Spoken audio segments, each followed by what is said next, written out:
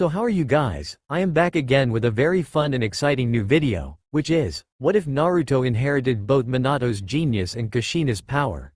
Before video started, do like, share and subscribe to the channel and comment down your favorite part. Your one like and one subscribe motivate me to upload more fanfic like these for you all. So without any waste of time, now let's start the fanfic. Naruto Uzumaki was not a normal boy by any means. Naruto Uzumaki wasn't your run-of-the-mill orphan. He was, as every orphan was, without a parent. He was, as every orphan was, lonely. He was, as every orphan was, sad. He wasn't, as almost every orphan was, looked at with pity and kindness, however. No, Naruto Uzumaki was looked at with disdain and hatred. Simply walking down the streets incurred several cruel beatings. He had no idea why, but the entire population of Konohagakure no Sato seemed to hate him. He had very few precious people, in fact the only ones he could name of the top of his head were Hiruzen Sarutobi, or as he had dubbed the Hokage, Gigi, Ayame, a girl who helped her father run a nearby ramen shop, and Tuki, the father of said girl. It was sad actually, a boy his age, 5, being hated by everyone. Naruto had learnt this early on in life. He was hated in the orphanage he lived in as well. Ever since he learnt to walk on his own, the matron of the orphanage started treating him like trash. He was not allowed to play with the children of his age, and even when he managed to talk to them, they would sneer at him and told him, in no uncertain words, that a monster like him was not welcome in their group. He would get sad and then leave. Walking the streets of the village was like trial by fire for him. He had to take careful measures to remain as unnoticeable as possible. If he got noticed, a civilian would point at him, shouting to others, "The demon is here. Get him." He would then run for his life, entering lanes and alleys, taking a shortcut through a shop, entering from the front door and exiting from the back, anything to escape the beatings.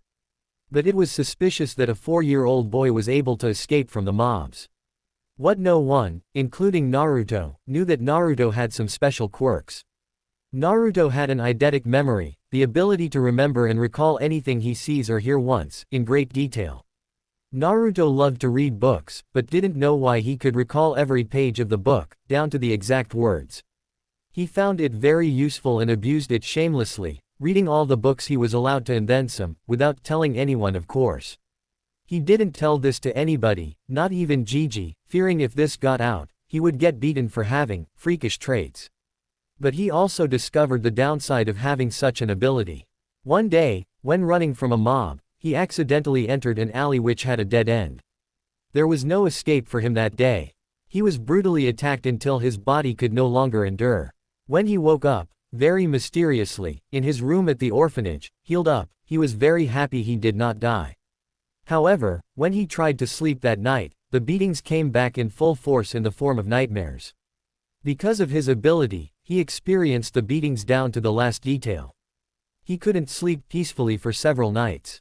Another one of his quirks was a sort of sensory ability. He could sense danger if it was coming to him. However, it was a subconscious ability of sorts, activating only when he was in danger. But it was very useful in avoiding punches and stones that came when his back was turned. The village's behavior in general towards Naruto caused him to develop a need for positive attention, but also a need to avoid people, preferring to keep to himself. He would not actively seek attention, but he would latch on like a leech to anyone who gave some form of caring to him. Sadly, the number of people who did could be counted on one hand. That was the reason he turned to books. At least they didn't attack him outright and allowed him to read them. Almost no one wanted to associate with him, leading him to take refuge in books. They became his best friends, always making him smile when he learnt something new. Naruto had to force himself to learn reading and writing as the teachers at the orphanage did as less as they could to help him. They would simply thrust the books in hands, and go away to help other children. He learnt early not to ask questions, receiving physical punishment whenever he did. He had read about various topics, but the one thing that stood out to him was the topic of Hokage. How the Hokage was the most powerful shinobi in the village and was responsible for the village's safety.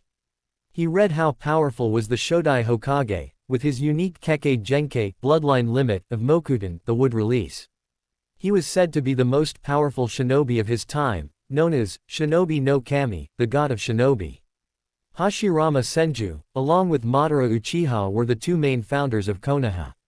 Ironically, both were also bitter enemies, with Hashirama having to kill Madara to protect the village.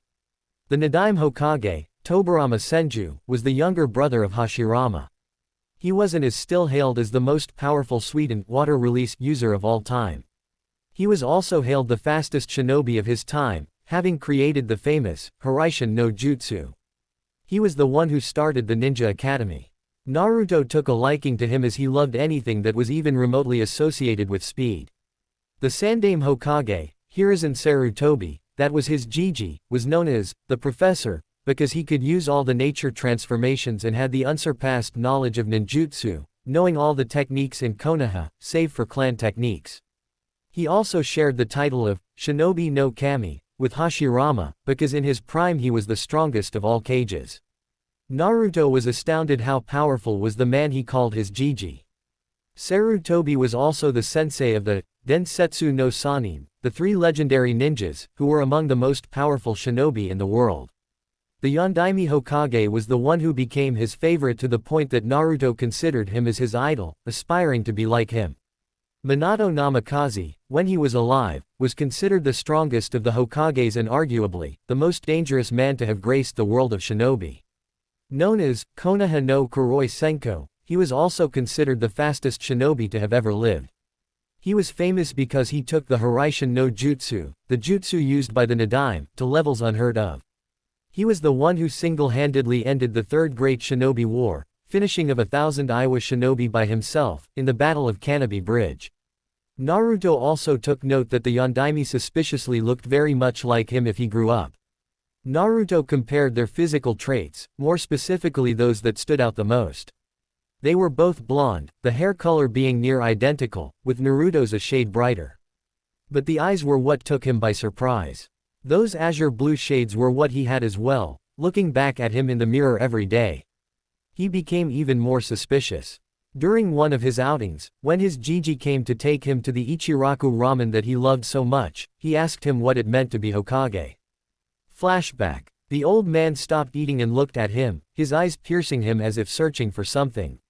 He then smiled and said, "Perhaps you should ask me first, Naruto-kun, that what does it mean to be a shinobi?"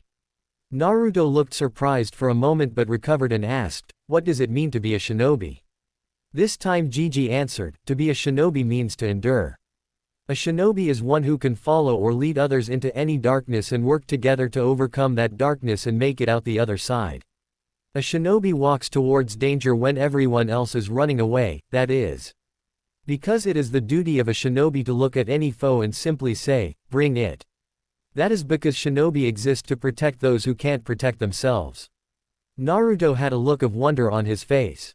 He had no idea Jiji was that wise. An answer like that changed Naruto's entire view of shinobi. At first he thought that being a shinobi only meant performing cool jutsus and fighting in the name of your village. He had no idea the answer would be this deep in meaning. Sarutobi looked at Naruto and mentally smiled. He knew about Naruto's treatment by the villagers and his drive to be Hokage. He mused, perhaps I can give him a little insight on what being a Hokage means.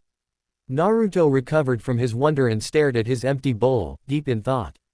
If this is what being a shinobi meant, then he had a pretty good idea on what being a Hokage meant. He was snapped out of his thoughts when Jiji said, "Now that that answer is out of the way, I can tell you what being a Hokage."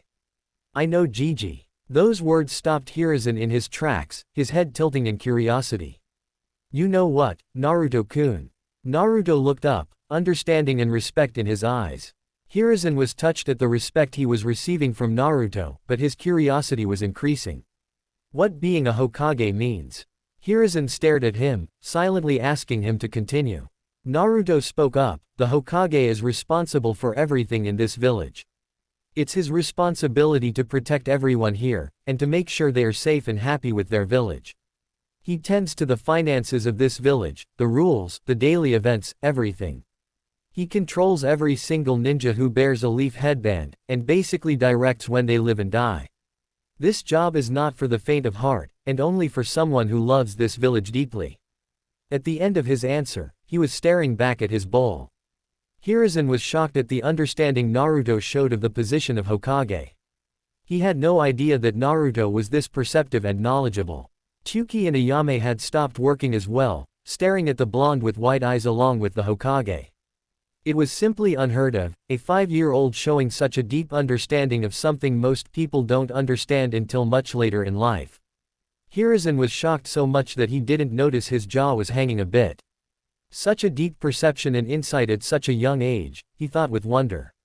Only one person had showed such understanding like this, and he too was 3 years older. Itachi Uchiha was a prodigy among the likes of Kakashi Hatake and Minato Namikaze. Such a shame he was now a missing nin. Naruto looked up when he felt a hand on his shoulder. Gigi was looking at him with a strange expression. That is exactly what being Hokage means, Naruto-kun. A challenging smile broke out on Naruto's face and he declared, "Then I will become Hokage someday, Gigi. And not just any Hokage. I will be the strongest there will be." Hiruzen chuckled, which soon turned to laughter. The father and daughter on the other side of the counter were also smiling fondly. Naruto frowned. "What? I am serious." He was a little hurt that Gigi saw his declaration as a joke. Hiruzen soon calmed down, smiling fondly at the boy. He remembered another Uzumaki who used to say the same thing. But he had a strong feeling that Naruto would be right. He ruffled Naruto's head. "I know, Naruto-kun, I have no doubt you will." Flashback end. Ever since that day, Naruto studied even more rigorously and beginning physical training as well. Granted, a 4-year-old such as him could not do much, but he did his best. He ran 4 rounds around the village, did every exercise he could think of and practiced his kunai and shuriken jutsu. He took those weapons by sneaking into the practice grounds and collecting them. To his surprise, the art of throwing shuriken and kunai came very naturally to him. He started throwing after taking a book about weapons left behind on a training ground. He had shaken his head at the disrespect shown to the book, but took it with him anyway. Just 2 weeks of practice and he was throwing all bullseyes. That was not the only surprising thing. He had found that he could recover very quickly from physical exhaustion and wear and tear on his muscles. He recalled that he recovered surprisingly quickly after the beating from the villagers.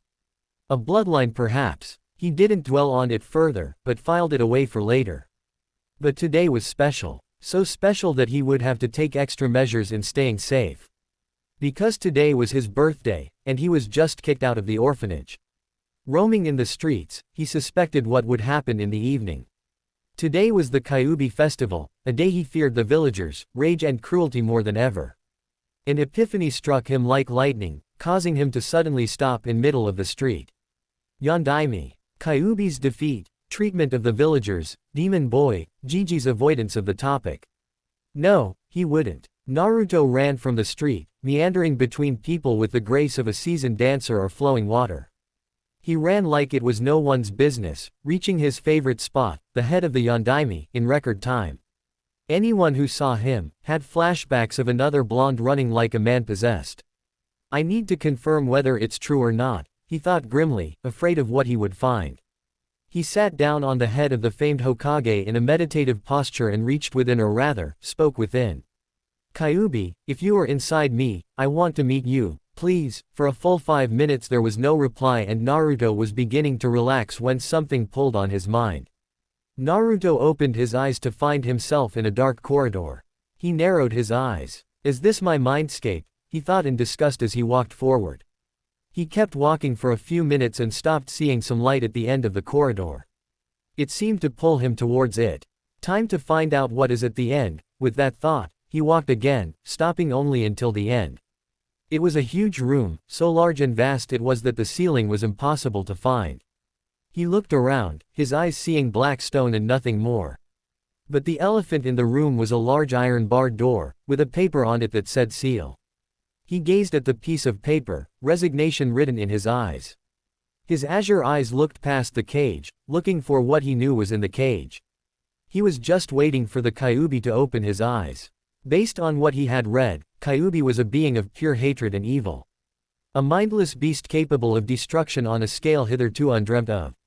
But Naruto was skeptical when he read that. He might get to see it for himself now. A growl sounded from the cage, sending a breath of hot air in Naruto's face. Naruto steeled himself, in spite of the cage separating him from the beast within. An enormous red eye opened, causing Naruto to tense up. The eye looked at him, as if evaluating him. The eye then started to rise, causing Naruto to look up at the massive form. The Kyuubi had orange, silky-looking fur, with black markings around his eyes connected to his, funnily enough, rabbit-like ears. The upper body was humanoid, including the hands. The lower body was just like a fox, barring the 9 long swaying tails in the back. Fire was the closest thing they looked like. The red, slitted eyes looked him closely with a hint of malice. Naruto spoke first. "Thank you for answering my call, Kyuubi," he said with a nod. If Kyuubi was surprised, he didn't show it. Inside, however, he was mighty shocked.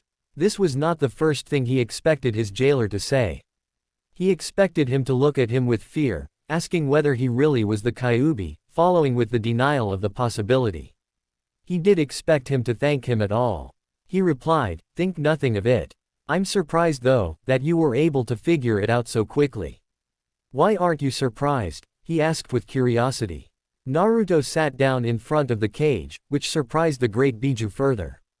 Naruto was showing that he was willing to relax in front of him. "Well, I was, for a few moments at least. But it wasn't that difficult to figure out.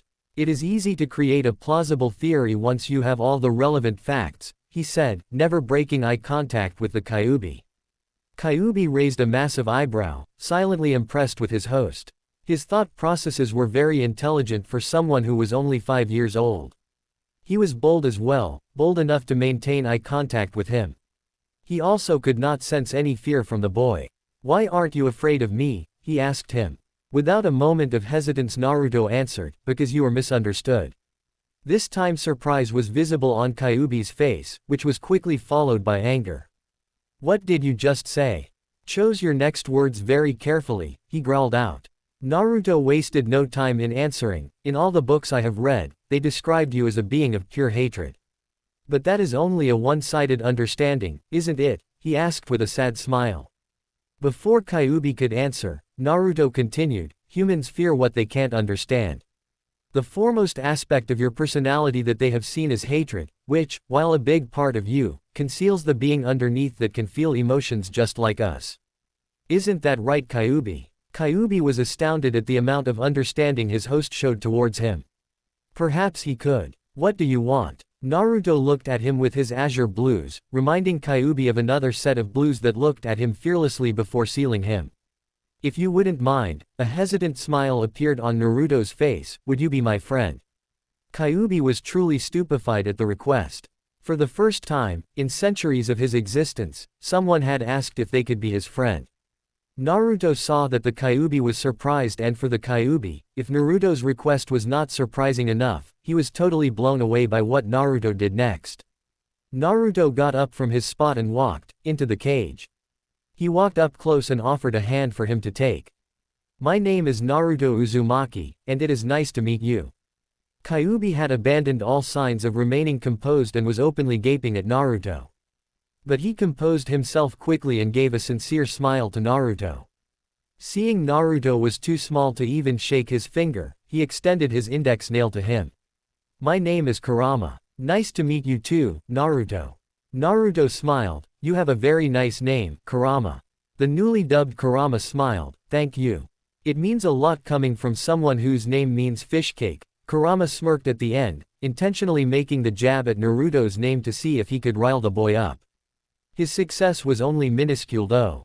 Naruto only had a tiny frown on his face, instead of the full-blown childish rage Kurama was expecting. "Actually, I prefer the other meaning of my name. Maelstrom is much better than being compared to a fish cake, Kurama." Kurama chuckled, a smooth, deep baritone that lit up a warm feeling inside Naruto. Naruto decided he liked Kurama's voice. "No one would think of a maelstrom when they look at you, Naruto. Perhaps when you are older, but certainly not now," Kurama teased him. Naruto shrugged. And then his eyes turned serious, making Kurama do the same. Naruto asked the Biju, "Kurama, you know I have questions, right?" Kurama nodded, "I assumed as such. However, I had expected us to meet when you were significantly older. I have to say, I was not expecting your call to me." Naruto shook his head. Well, if it makes you feel better, I was not expecting you to pull me inside my mind, he said, absently noting that he was not wet at all, in spite of standing and sitting in the water. Kurama returned to his earlier position, lying down, face on his paws, hands. I will do my best to answer whatever question you have, Naruto, he assured him. Naruto gave him a nod of gratitude and sat down as well. Okay, first question. Why does my mindscape represent a gutter or a sewer, whatever you want to call it? Kurama looked silent for a moment, after which a mischievous grin broke out on his face, exposing his sharp canines. You know what they say about people whose minds are in the gutter, right? Naruto gave him a blank look, reminding Kurama that Naruto, however intelligent for his age, was still only 5 years old. Kurama's embarrassed blush would have been visible on his face if his fur were not orange. He cleared his throat loudly to avoid embarrassment. Sorry Naruto, but I have no idea why your mindscape is a sewer. There is a theory that says that your mindscape is a reflection of your mental state. It could have been the psychological trauma that was given to you by the villagers, but why it is particularly a sewer, I don't know, he replied. Naruto absorbed the information like a sponge and after a few seconds, he asked Kurama, so, I have psychological trauma. I knew about that. Which means that even if I change the appearance of my mindscape to something else, there will always be something that represents the trauma, right? Kurama inclined his head in agreement, smiling a little. That's right. I have to say though, it's nice to talk to someone who is intelligent. Naruto's eyes visibly brightened up at the praise, giving a full-blown smile to his newest friend. Kurama noted with some amusement the grin looked very similar to his own in a redhead. Naruto jumped to his feet. Your answer just confirmed something for me, Kurama. His eyes had a mix of excitement and determination to them, as if he was about to do something new. Naruto closed his eyes and clapped his hands together, face scrunched up in concentration. Kurama observed him quietly, wondering what his host was about to do. Naruto snapped his eyes open after a few minutes, having envisioned what he was about to do. With a cry of, "Ha!" he slammed his right hand on the ground. What happened next completely blew away his mind. A wave of energy exploded from Naruto in all the directions, completely lighting up the mindscape and almost blinding Kurama. Was it chakra that exploded from him? How is that even possible when he hasn't even unlocked it yet? That pulse of chakra completely shredded everything it came in contact with. Naruto may have possibly destroyed his own mind, were the thought running through Kurama's head. When he opened his eyes, however, he was stupefied to a degree he didn't think was possible. His eyes were wide, his jaw was hanging, making him look quite comical. A beautiful valley greeted his eyes. Grounds that were lush and a shade of green that looked heavenly, streams with water clearer than he had ever seen. The grass felt soft under his limbs and there was a massive oak tree with a shade that made it great for naps. The cage around him had disappeared, instead replaced with a collar which had the same piece of paper from before with the kanji for seal written on it. He looked at Naruto in wonder. This kid was a package of one surprise after another. Naruto got up from his position, looking no worse for wear. He smiled satisfactorily. This is so much better than before. Wouldn't you agree, Kurama? He asked, turning to him. Kurama was smiling like he was the happiest being on earth.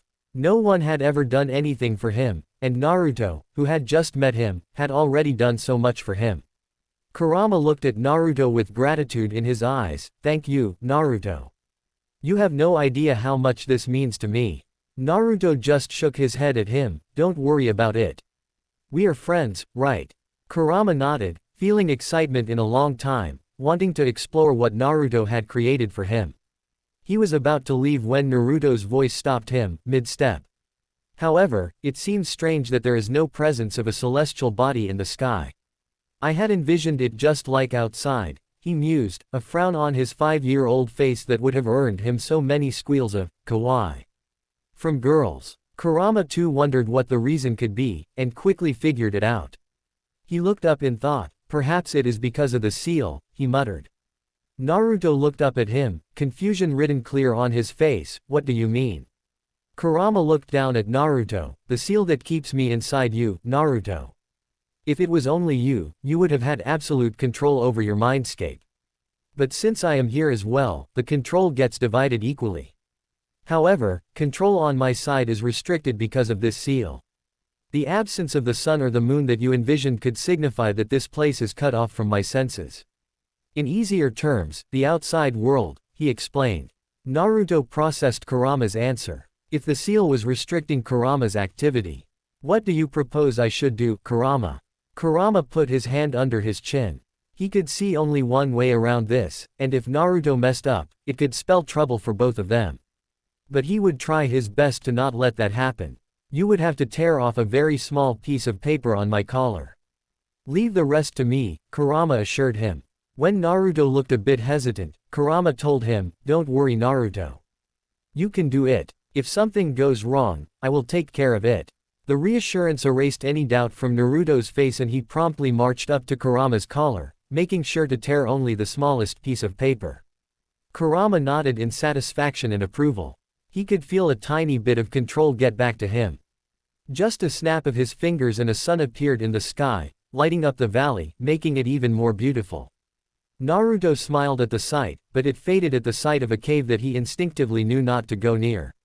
He turned back to Kurama, who had an expression of curiosity on his face. Naruto, what was that wave of energy that exploded from you earlier? And how did you know how to change your mindscape? Naruto gave him an innocent look. It is my mind, Kurama. I can make anything happen in here. As for the energy wave, his expression turned sheepish and he rubbed the back of his head, reminding him of the boy's mother who had the same habit. It just seemed cooler than simply changing the surroundings in the blink of an eye. This time it was Kurama who gave him a blank look. A sweat drop appeared on the side of his head at the sheepish laugh of his host. He shook his head. It seemed Naruto liked to be a dramatic smartass. He concentrated and nodded in satisfaction. He could now sense chakra signatures of almost the whole village.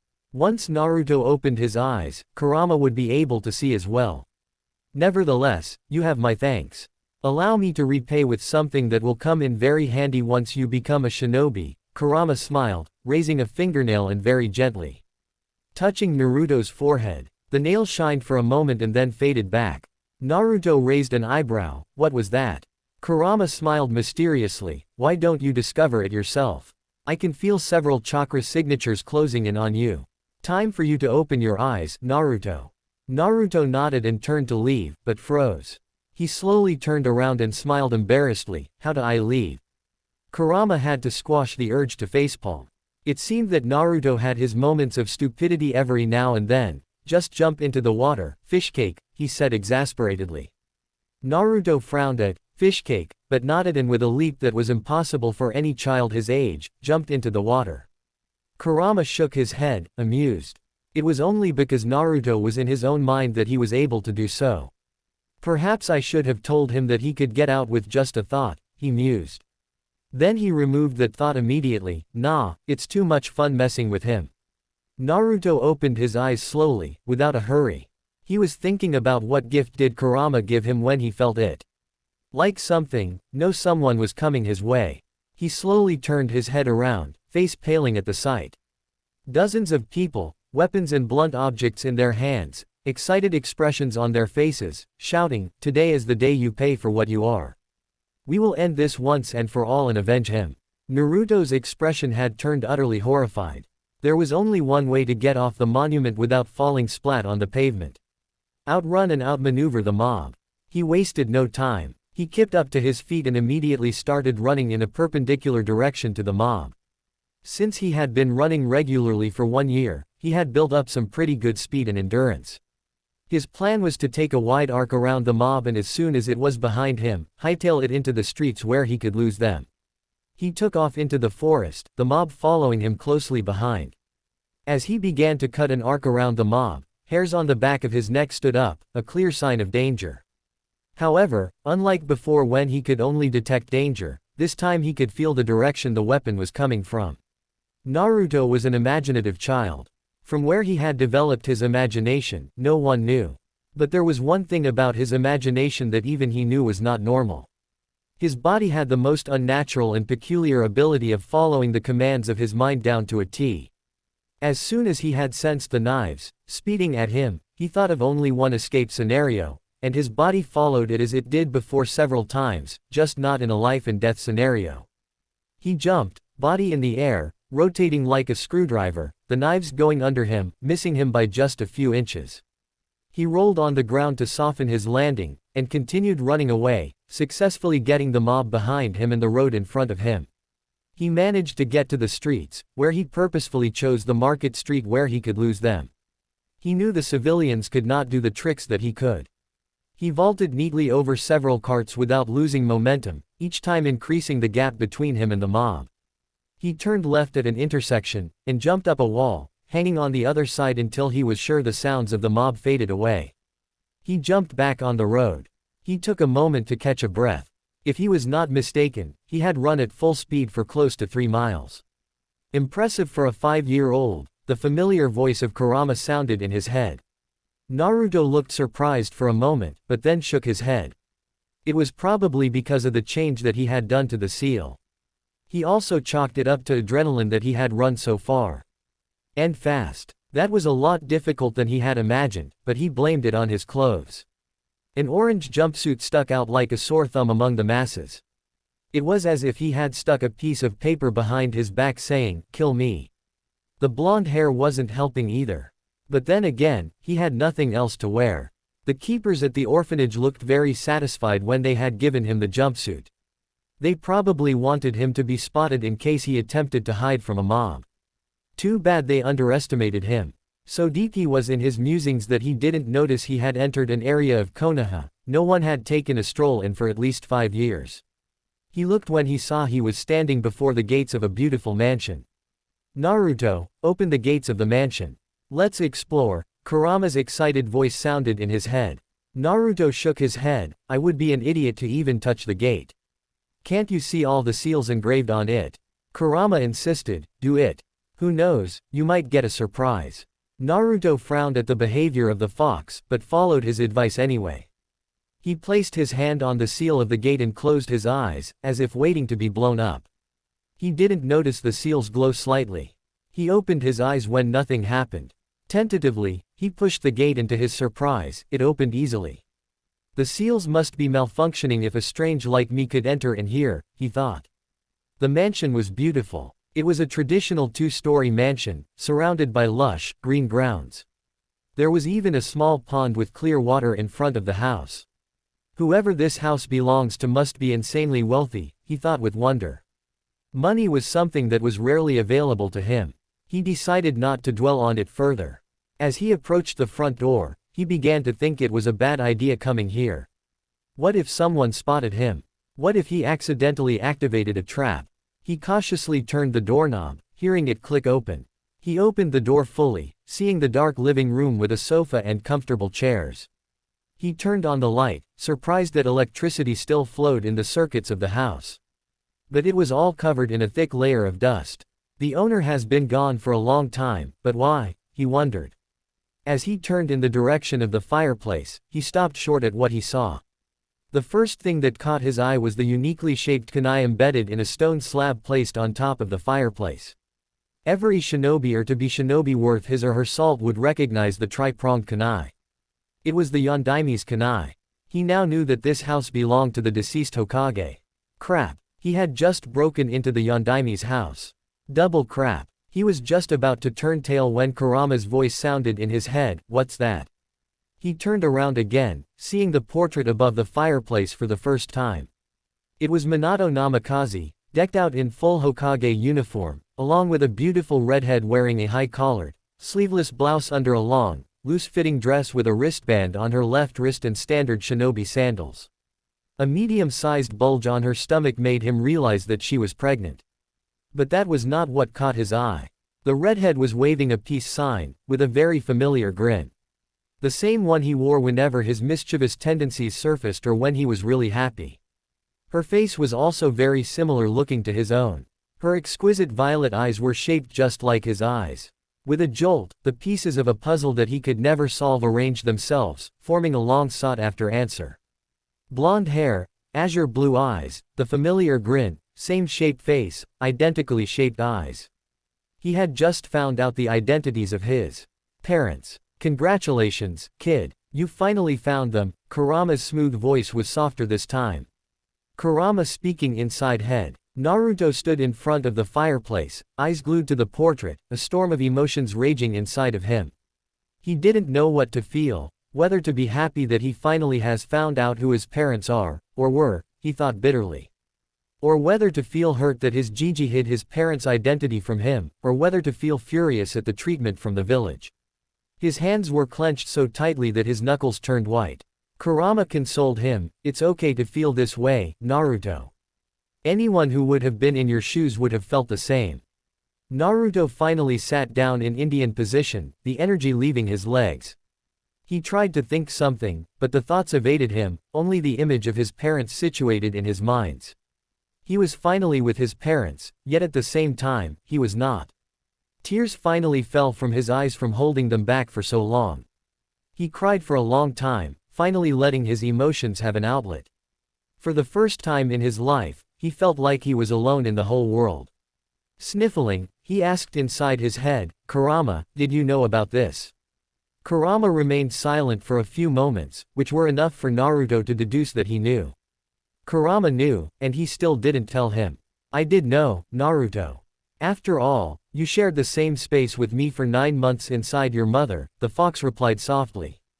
Naruto cried even harder after hearing this.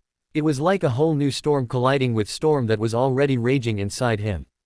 On one hand, he was happy that he and Kurama were together even before he came into this world. On the other hand, he felt betrayed that Kurama would hide something like this from him. He was too emotional to make sense of Kurama's statement right now. He felt really alone. After he finally stopped crying, he stood up too tired to explore the house right now. Hell, he was too tired to even form a coherent thought. Somehow, he climbed the stairs, opened the first door that was in front of him, and fell onto the bed, asleep before even hitting the soft mattress. Hiruzen was panicking. He knew what the day was, and he had been wanting to get out of this office to spend time with his surrogate grandson. But fate seemed to have other plans for him, as instead of having the normal amount, 3 stacks of paperwork in front of him, he was literally buried in the paperwork. He assigned 2 of his Anbu, Parrot and Ox, to keep an eye on Naruto. Sadly, he didn't know and was unaware that the 2 Anbu were firmly against the demon boy. He didn't know that they were the ones who gave the mob directions to where Naruto was in the evening. It was only when they came to report that he found out the truth. The 2 Anbu appeared in his office and knelt down in front of him. "Report," he ordered. Parrot was the first one to speak. "We lost the child Hokage-sama. Because today is the Kyuubi festival, crowds were thick and that is where we lost sight of him." Unfortunately for the 2, Hiruzen didn't believe them for a second. If not for the seriousness that the situation demanded, he would have laughed out loud that a 5-year-old was able to lose them in a crowd. Anbu were specifically trained for such scenarios. Secondly, he caught both of the slips of tongue. Demon and it were not so hard to deduce. Hiruzen rarely felt anger. In fact, he rarely found the reason to get angry. Even Danzo could only get a small amount of irritation out of him. But right now, he was past irritated. No, he was downright furious. All the Anbu in the room felt it. The overwhelming pressure of the Hokage's anger filled the room. "Shit, both," the Anbu thought. "Cat, bear," he shouted. In an instant, the 2 Anbu were kneeling in front of the Hokage, just behind Parrot and Ox. "Orders, Hokage-sama," Hiruzen barked out, "take these 2 to Ibiki.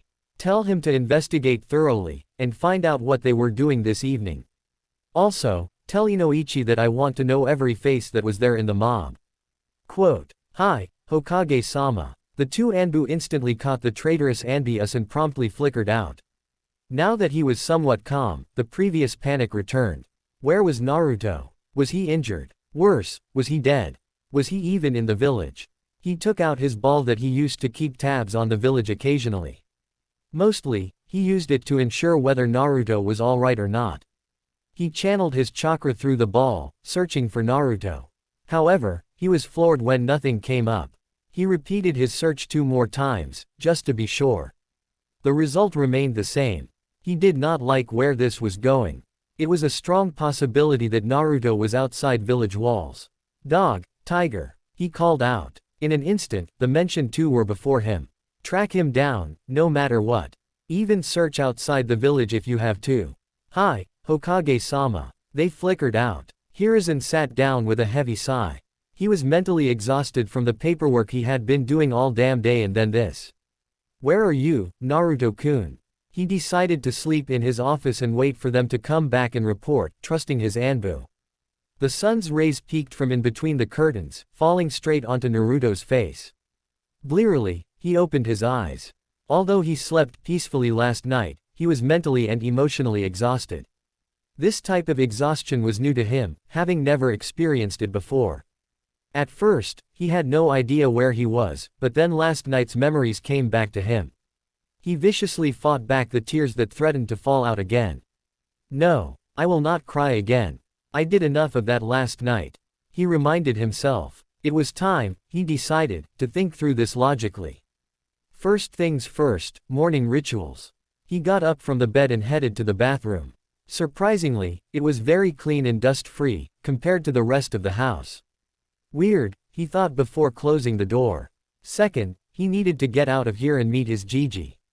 He had no desire to meet that man now, but the man had looked after him like his own. He was there for him when no one was. He was probably worried sick. Although, he was dying to explore the house, it was best not to worry the old man even more. Besides, the faster he could get this over with, the quicker he could return here to explore. Besides, who knows, maybe his parents left something for him. As soon as he closed the gate behind him, he was surprised to see the seals on the gate glow a bit before the gate locked itself. They were not malfunctioning. The seals recognized my chakra, which is why I was able to get in, he thought in awe. He had read that the Yondaime was regarded as a seal master of the highest caliber, but seeing it with his own eyes was entirely different. Sensing his chakra signature when he hadn't even unlocked his chakra. His father was awesome. That decided for him. If his father could do fuinjutsu like this, he will too. And he would be better than him. He then turned to leave, when a thought struck him. He was about to dwell on it but he roughly shook himself out of it. I don't have time. I have to meet Gigi.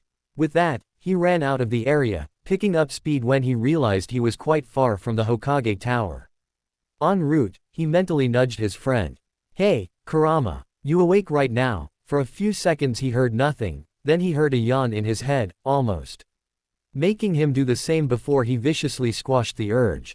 What's up, Naruto? Naruto faltered in his running, almost falling flat on his face.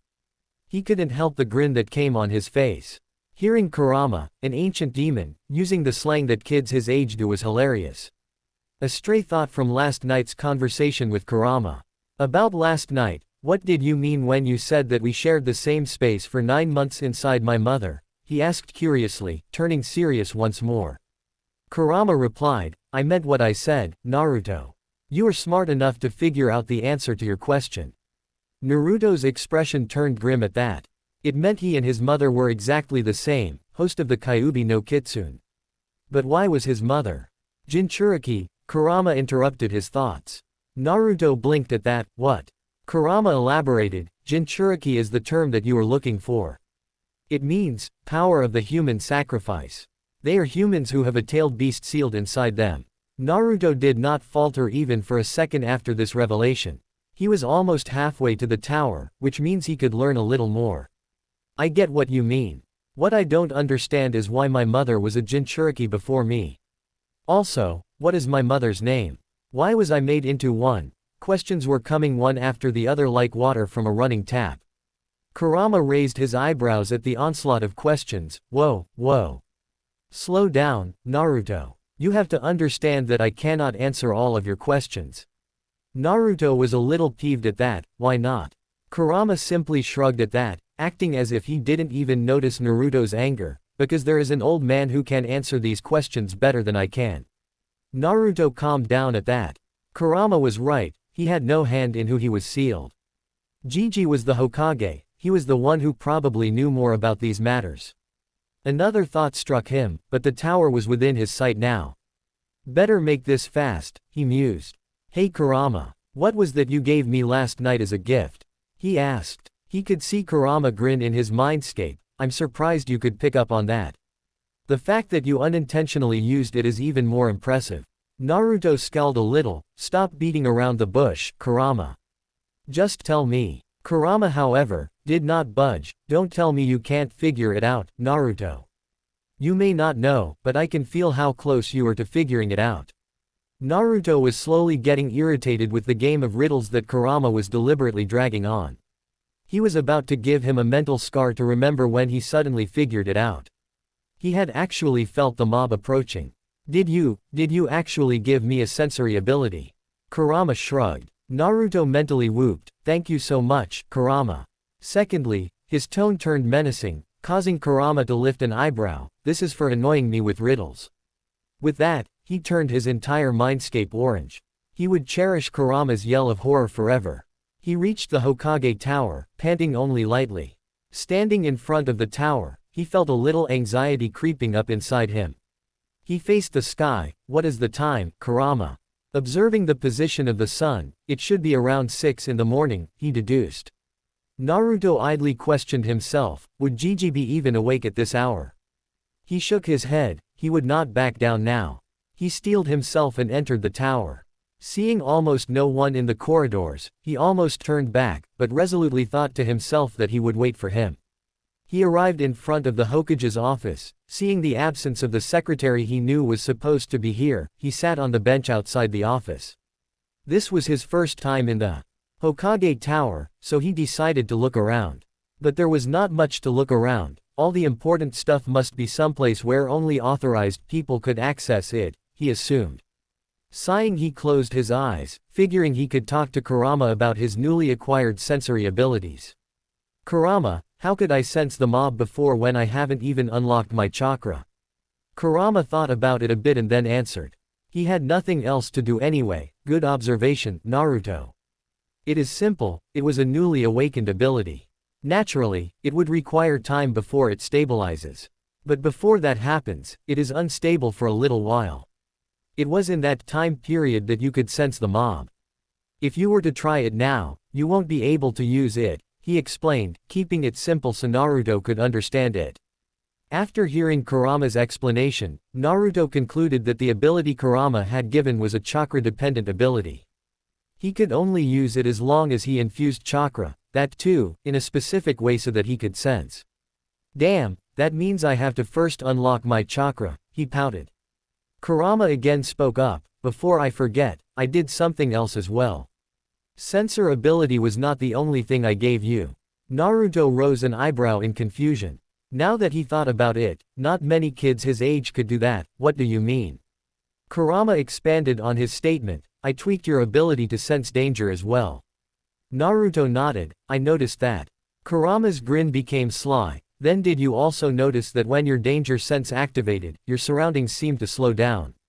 Naruto froze. Did that really happen? He thought back to the events of last night, specifically when he avoided the knives that were about to skewer him. He did remember seeing the knives coming in a sort of slow motion. Damn, he mentally whistled, holy shit, you were right. I remember that. How is that possible anyway? This ability would be so useful in the future. Kurama shrugged, it was my way of saying thanks for what you did for me last night, Naruto. Naruto deliberated on whether to try and unlock his chakra right now, or to wait to enter the academy and then unlock it. So deep he was in his thoughts, he did not notice the Hokage coming his way. Hiruzen had a restless night. The aged Hokage's worry increased when Dog and Tiger came back after a search that lasted 4 hours. They reported that they searched every corner of the village, every possible place where Naruto might be, but found nothing. Hiruzen had dismissed them and headed back to his home, turning in for a sleepless and worrisome night. When he got up in the morning, his first thought was about whether Naruto was alive or not. He immediately got up, shaking off the morning drowsiness like a seasoned veteran. He quickly got dressed and used the body flicker to get to the Hokage tower. He quickly climbed the stairs that led to his office, intent on resuming the search for Naruto as soon as possible. He froze in his tracks, however, when he saw a familiar orange jumpsuit-wearing kid, deep in his thoughts, which was not unusual for him. Naruto. His exclamation was filled with relief and happiness. Naruto looked up, and Hiruzen knew something was wrong when instead of seeing the usual face-splitting grin, he was greeted with a small smile filled with sadness. Nevertheless, he grabbed the boy into a bear hug, which Naruto did not hesitate to reciprocate. Are you okay, Naruto-kun? Where were you last night? The questions rushed out like water breaking from a dam. He felt tons lighter than he did last night. Naruto gave him a small smile and said, somewhat Gigi, and as for the second question, I need to talk to you in private. Relieved but his confusion growing, he ushered the boy in his office. Naruto's keen eyes scanned the office, looking for places where shinobi might be hidden. The Hokage cannot be without bodyguards, after all. The upper four corners of the room, that's where they are hidden, Kurama supplied helpfully. Naruto gave him a nod of thanks and then turned his attention to the aging Hokage. So, Naruto-kun, what did you want to talk about? Naruto debated whether to tell the old man to make his Anbu leave, but decided to kill two birds with one stone. I know who my parents are.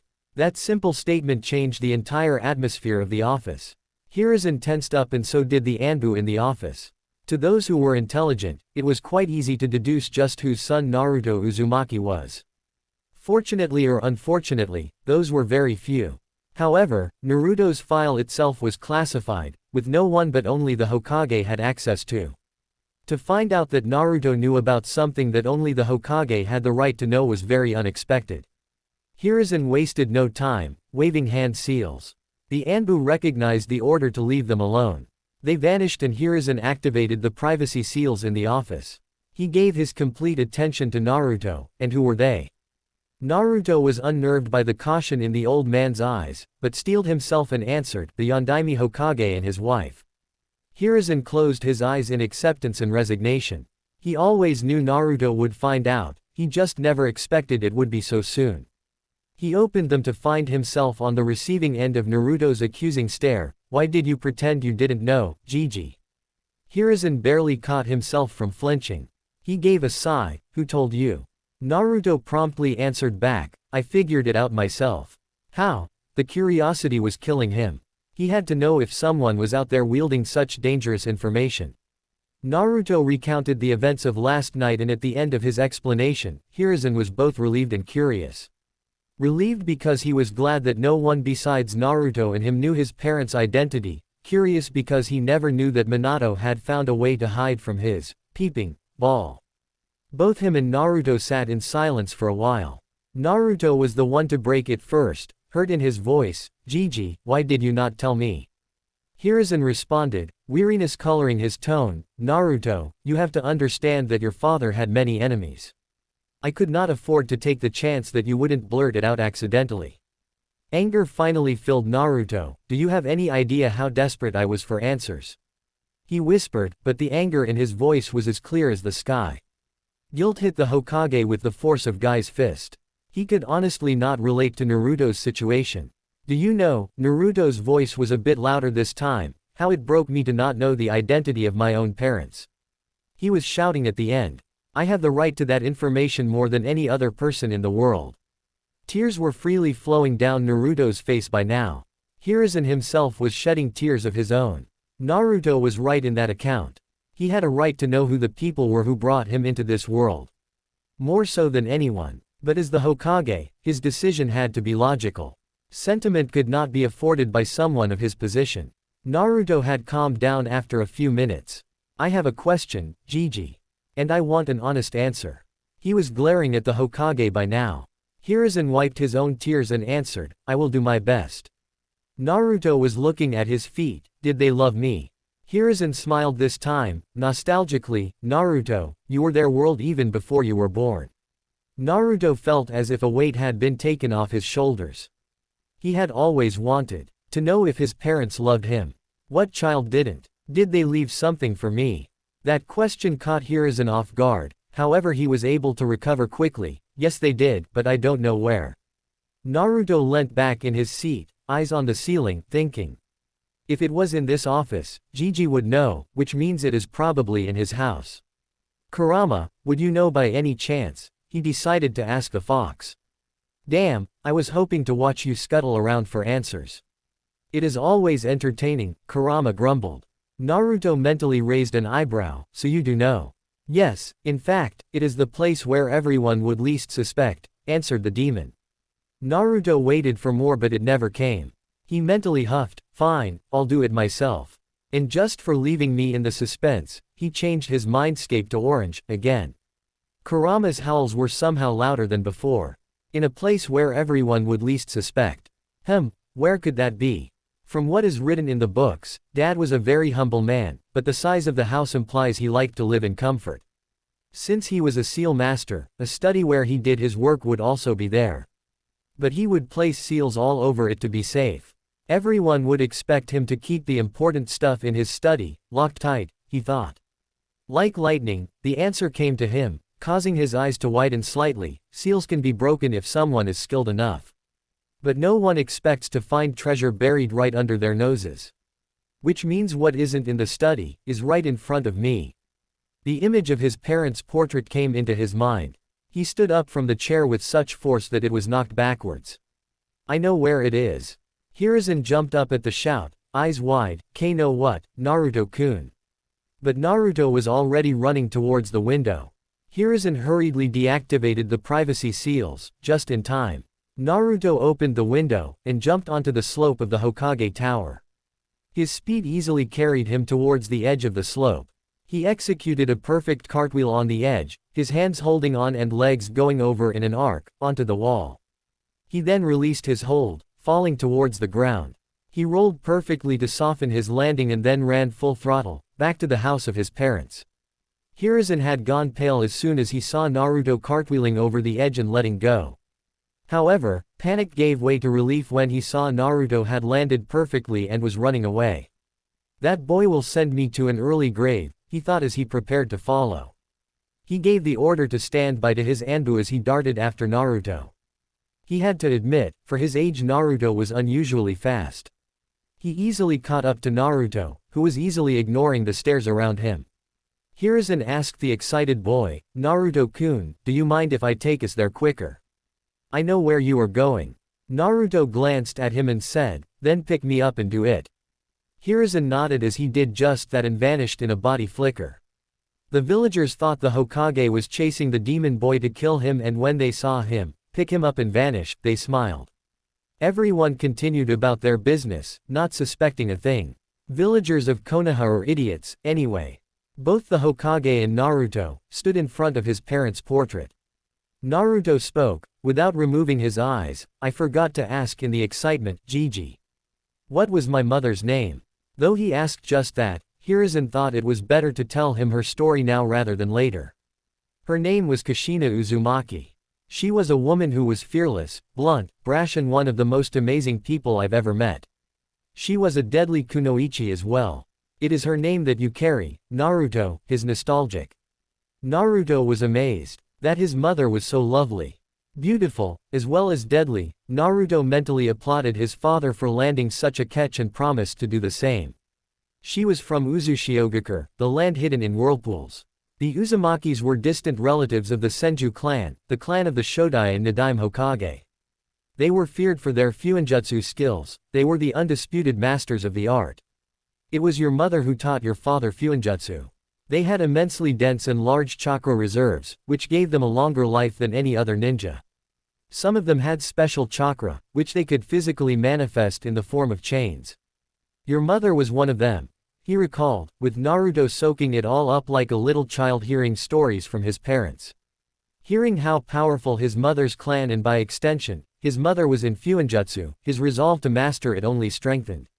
He wanted to ask him why she was made the Jinchuriki of Kurama, but let it go. He could always ask another day.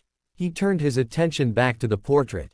He could not find any seals, but given his parents' skills in fuinjutsu, they could have made a seal that hid all other seals. How do we go about this, Gigi? Hiruzen pinched his chin in thought. There was a high possibility that the portrait only required Naruto's blood to open. Letters from parents were only meant to be read by family, after all. You have to apply a bit of blood on the portrait, Naruto-kun. If something such as letters from your parents is there, Minato would trust no one but his blood to read them. He took out a kunai and silently asked Naruto if he could slice his hand. Naruto gave him his hand without protest. Quickly and efficiently, Hiruzen sliced Naruto's thumb, opening up a small cut. Naruto, knowing his fast healing would seal it within seconds, instantly wiped his thumb on the painting before it closed. For a second, nothing happened. Naruto and Hiruzen thought that they might have been wrong, but then the whole frame of the painting lit up, showing intricate seals that only an Uzumaki or Minato would have hopes of understanding. There was a small click, and the portrait pushed out a little. Naruto, more eager than he had ever been in his life, opened the portrait. Inside there was something very unexpected. Naruto and Hiruzen stared in bewilderment at what met their eyes. There were only 2 envelopes that were there. Naruto was a bit disappointed that there were only 2 envelopes remaining of his parents' legacy, but changed the direction of his thoughts immediately. He was taking something at face value, which he would never do. Perhaps it's the feelings I experienced last night. Emotions are clouding my judgment, he thought. Don't worry about it, Naruto. Feelings and thoughts such as those never truly fade away. You just learn to live with them. Besides, it happens to the best of them, Kurama reassured. Naruto noticed how Kurama excluded himself from the best of them, and rose an eyebrow mentally. It does not happen to you. Kurama arrogantly puffed up his chest and declared, of course not. I'm the Kyuubi no Kitsune, boy. A being such as I am above such petty things. Naruto ignored the pompous rambling of the fox and turned his attention back to the envelopes. He quickly took them from their place and checked carefully if there was anything left. Seeing he had taken all there was, he closed the portrait. The seals glowed again, signifying the portrait had been locked back. A sudden thought struck Hiruzen and he had to resist the urge to smack his forehead for what he was about to do. Why didn't I ask this earlier? Damn the forgetfulness that comes with this age. Hiruzen felt really bad, but he had to do this right now. Tentatively, he placed his hand on Naruto's shoulder, knocking the boy out of his trance. He was gazing at the envelopes as if they were the most precious things in the world to him, which they were. Naruto-kun, why weren't you at your room in the orphanage yesterday in the evening? He asked slowly, as if afraid to find out the answer to that question. Naruto could not help the flinch that the question brought. When he had told Gigi about how he found out his parents' identity last night, he had conveniently forgot to mention that he had been kicked out by the orphanage.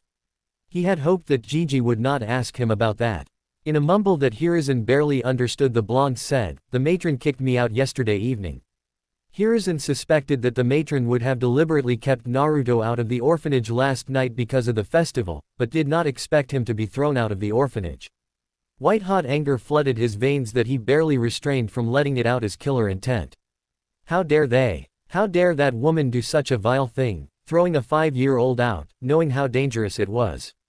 Why is the civilian population of this village so stupid? It's like they don't trust Minato's skills at all. He raged inside his mind. However, he knew he was equally at fault. He should have never announced Naruto's status as the Jinchuriki of the Kyuubi at all. Naruto would have lived comfortably, without experiencing the hatred of the villagers.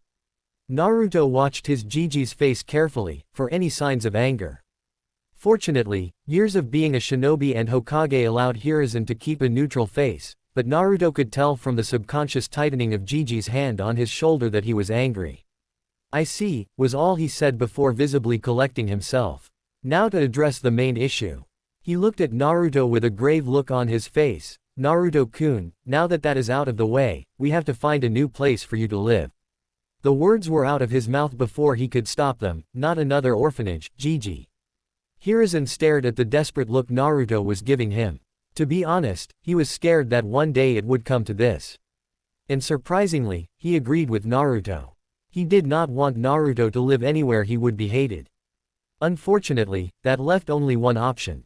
"Naruto-kun, that means you have to live alone," he said, silently wishing he could take the boy in himself. Unfortunately, he could not. The dreaded civilian council was in his way. Naruto crossed his hands over his chest defensively, not hesitating for a moment to answer, "Better than living in some place where I am treated with bias." He was looking at Hiruzen, chin tilted upwards in a way only children could to show their stubbornness. "Oh Kushina, his stubbornness reminds me so much of you," he recalled with a sad smile. He knew Naruto would not budge from his point. Sighing, he said, "But are you sure you will be able to take care of yourself? You will have to cook for yourself, bring food for yourself, clean your clothes, keep your home clean, which is very hard considering the size of this house," he explained wisely. However, all that wisdom was thrown out of the window when he noticed the look Naruto was giving him. His face was set in a deadpan stare, an eyebrow raised. He found himself feeling quite stupid when Naruto kept looking at him like that, the deadpan never leaving. He was reminded of another blonde who used to make many people feel stupid with the same look on his face. Naruto spoke seriously, as if he had not noticed how uncomfortable the man was at all. Gigi, when you consider the size of this house, it is clear that no single person could take care of a place such as this by himself. I never said I want to live here, a small apartment would do.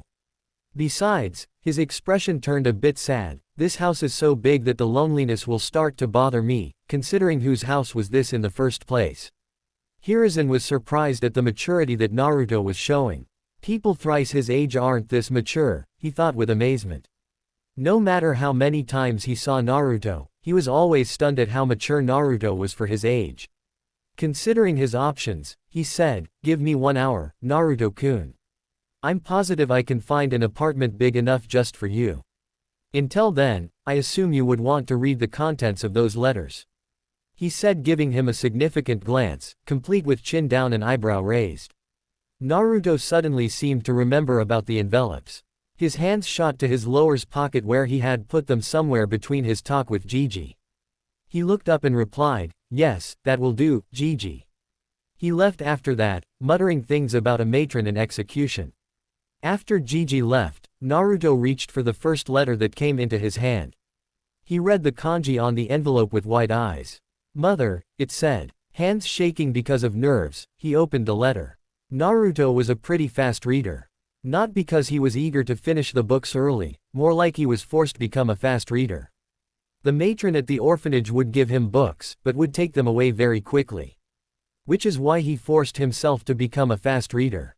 But this letter was read very slowly, wanting to taste each word of his mother. "Dear Naruto. Oh, my sweet little child, how I wish that I were alive to see you grow into a fine young man like your father. I'm writing this letter in case something happens to us and you are left alone.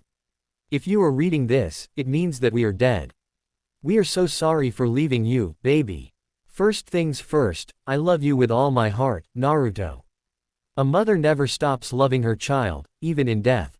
Know that I am still watching over you, and another thing, don't you dare visit me unless you are 110 years old. I want you live a full and happy life and only die of old age. Second, if you decide to become a shinobi, remember the 3 vices of shinobi life. First is alcohol, be responsible about it and don't become a drunk. Second is money, use it responsibly and try not to waste it. If you do want to waste it, better do it on your wife. The third is women, and as your mother, I absolutely forbid you to become a pervert and a womanizer. Respect women and also, find a woman you love and want to spend your life with. Don't settle for anything less.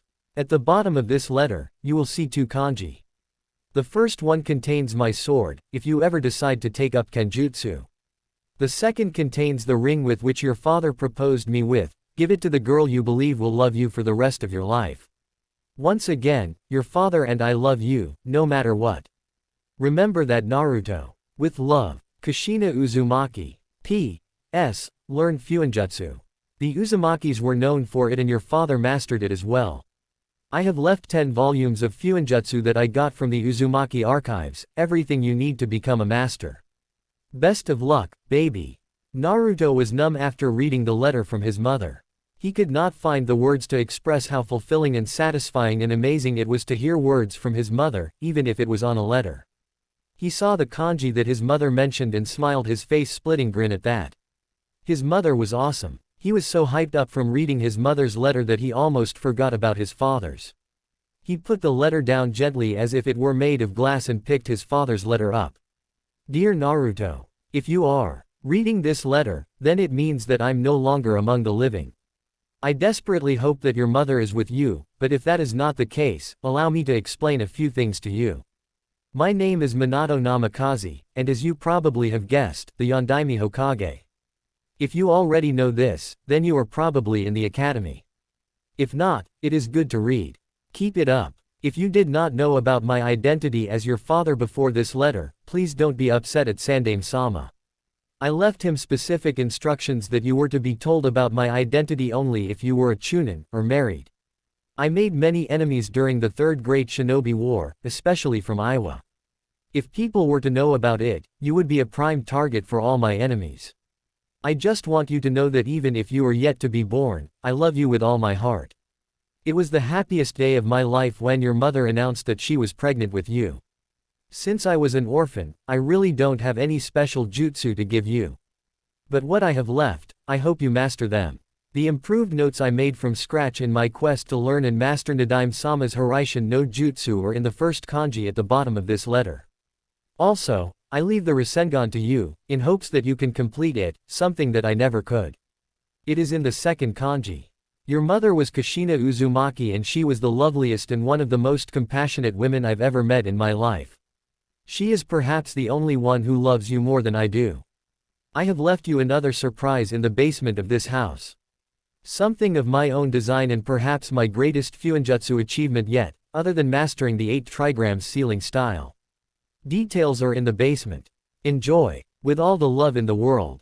Dad. Naruto did not know when he had started crying, but he did not care.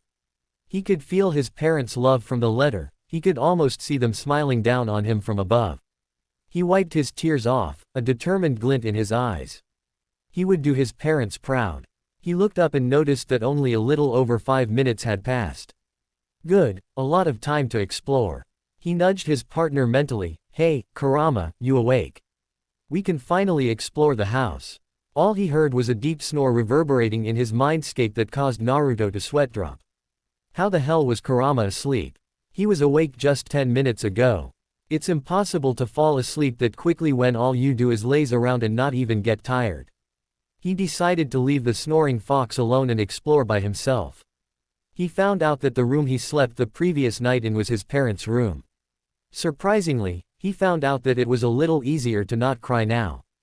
He found out that there were 4 bedrooms in total, his parents and his on the first floor, the guest bedrooms on second floor. One good thing about his and his parents' bedrooms was that they had balconies attached to them. He got out of the house and was stupefied at the space at the back of the house. It was almost 1/4 the size of a training ground, and Konoha's training grounds are very large. He then finally decided to explore the basement, curious about the gift his father had left for him. Climbing down the stairs, he saw the basement and whistled lowly, impressed with his father even more. He connected the dots and had to chuckle at how clever his father was. The basement was almost the size of their backyard, if only a bit smaller. But what was interesting that there was a glass screen separating a large part of the basement from him. Just below the screen, there was a panel with 7 kanjis, each representing the number 1 to 7. He was a bit confused at that and further when he saw a large seal array on the ceiling of the basement on the other side of the glass. He turned around, hoping to find something that would explain what the hell he was looking at. He spotted a notebook labeled, Training Manual, and picked it up. He opened it and found another note from his father. Dear Naruto, this is a training manual for what you are currently looking at. My greatest achievement till date. This is a training room I have designed to improve my taijutsu. While not weak at it, I was not exactly strong either. I designed it and incorporated several taijutsu styles into this room, courtesy of Guy and Kakashi. If you ever meet Guy, just be a little cautious. He's always a bit too much. You must have noticed the 7 kanjis on the panel. They are the 7 levels of training, each more difficult than the rest. I must advise you not to immediately go in there, even if you have learned a taijutsu style already. I have designed this training room in synchronization to resistance seals. You must only start if you have mastered the 6th level of resistance seals. If you are able to move comfortably at that level, you may begin from the 1st level. As you move on to a higher resistance, you can move on to the next level.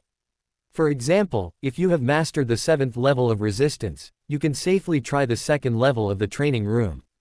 I have left a scroll of the taijutsu style I created for myself. If you want, you can learn it. It's up to you. Or, you can create a style for yourself. Remember, whatever fighting style you learn, it should have the symbolization of the 5 main elements of nature. It should be as aggressive as fire, as sharp as the wind, as fast as lightning, as strong as the earth and as fluid as water. Good luck, Dad. Naruto was amazed at the end of the letter. His dad created a whole training room with simulations with Fuinjutsu. From what he read until now, Fuinjutsu was perhaps the most versatile art among all ninja arts. Anything is possible with Fuinjutsu. He started making plans on how he was going to proceed when his keen ears picked up a voice calling his name. Gigi must be back, he thought as he raced back upwards, closing the door of the basement behind him. He took the letters with him, stuffing them in his pocket and walked to the gate, opening it to talk to Gigi. "Ah, Naruto-kun," he greeted, "I trust that you have explored the house." Naruto nodded, smiling, "It is great." Hiruzen chuckled, "Good. Now, as you said, I have found an apartment for you." Naruto gave the smallest of nods, "So, can I go there and see it?" Hiruzen nodded, "I'll take you there myself." Gripping Naruto's shoulder firmly, he vanished in a shunshin. Appearing in front of a building, Hiruzen guided Naruto in. "I've already stocked it with what you might need," he explained as they arrived on the top floor. Stopping in front of a door, Hiruzen pushed the door open and let himself and Naruto in. The first thought that Naruto had upon seeing his apartment was that it was small, just big enough for him. The second was that it was perfect. The third was awe, seeing that it was stocked with a bed, a dining table, a kitchen with a stove and a refrigerator, and a bedroom with a bathroom and an attached balcony. The bedroom even had 2 racks for clothes and other belongings.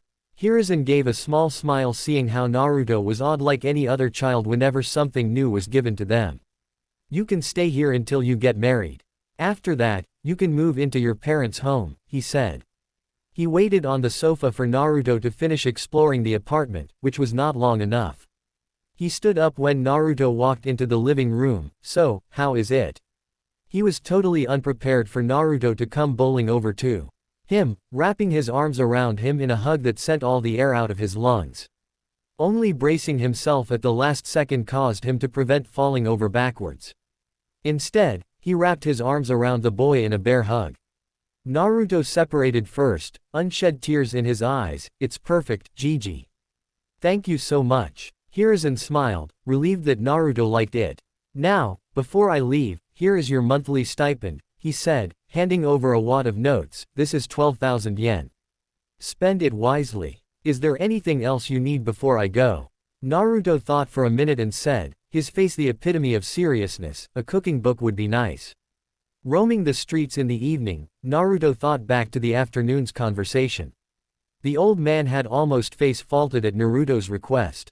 When asked why he would want a cooking book, Naruto responded with his signature, "Making you feel stupid with just a look."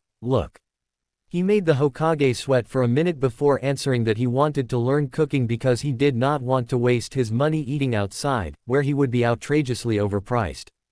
That brought him to his main problem.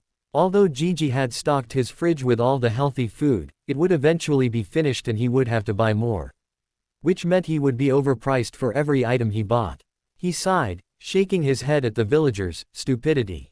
Really. Just because Kurama lived inside him did not mean that he was Kurama, just like when you put sweets in a box and close it, the box does not become the sweet itself. And quite frankly, Kurama felt insulted because Naruto was called a demon instead of him. "I am the only demon here, damn it," he always said. That, in turn, reminded him of another matter. He spoke inside, "Hey Kurama. I need your help." It was almost a minute before the Biju responded, "With what, brat?" Naruto honestly did not mind Kurama calling him a brat. He would prefer it over Demon Boy any day. Also, it warmed his heart every time he heard it because the fondness in the voice was as clear as daylight. "I need your help in unlocking my chakra," he replied. Kurama, now fully awake from his nap, raised an eyebrow. "Why now? You could unlock it when you enter the academy like everyone else." Resolutely shaking his head, Naruto replied, "No. When I enter the academy, I want to be ahead of everyone else, not with everyone. And if I have to start my training to become a shinobi, with all the materials from dad and mom, I will start now." Kurama released a sigh. He hated it sometimes when Naruto acted like his mother. Kushina was infuriating, the tomato brat that she was. "Okay, head to one of the training fields," he instructed. Naruto nodded before changing directions towards the training fields. He entered the first one he saw and after ensuring that no one was around, He sat down in Indian position, entering a meditative trance and waiting for a pull into his mindscape from Kurama.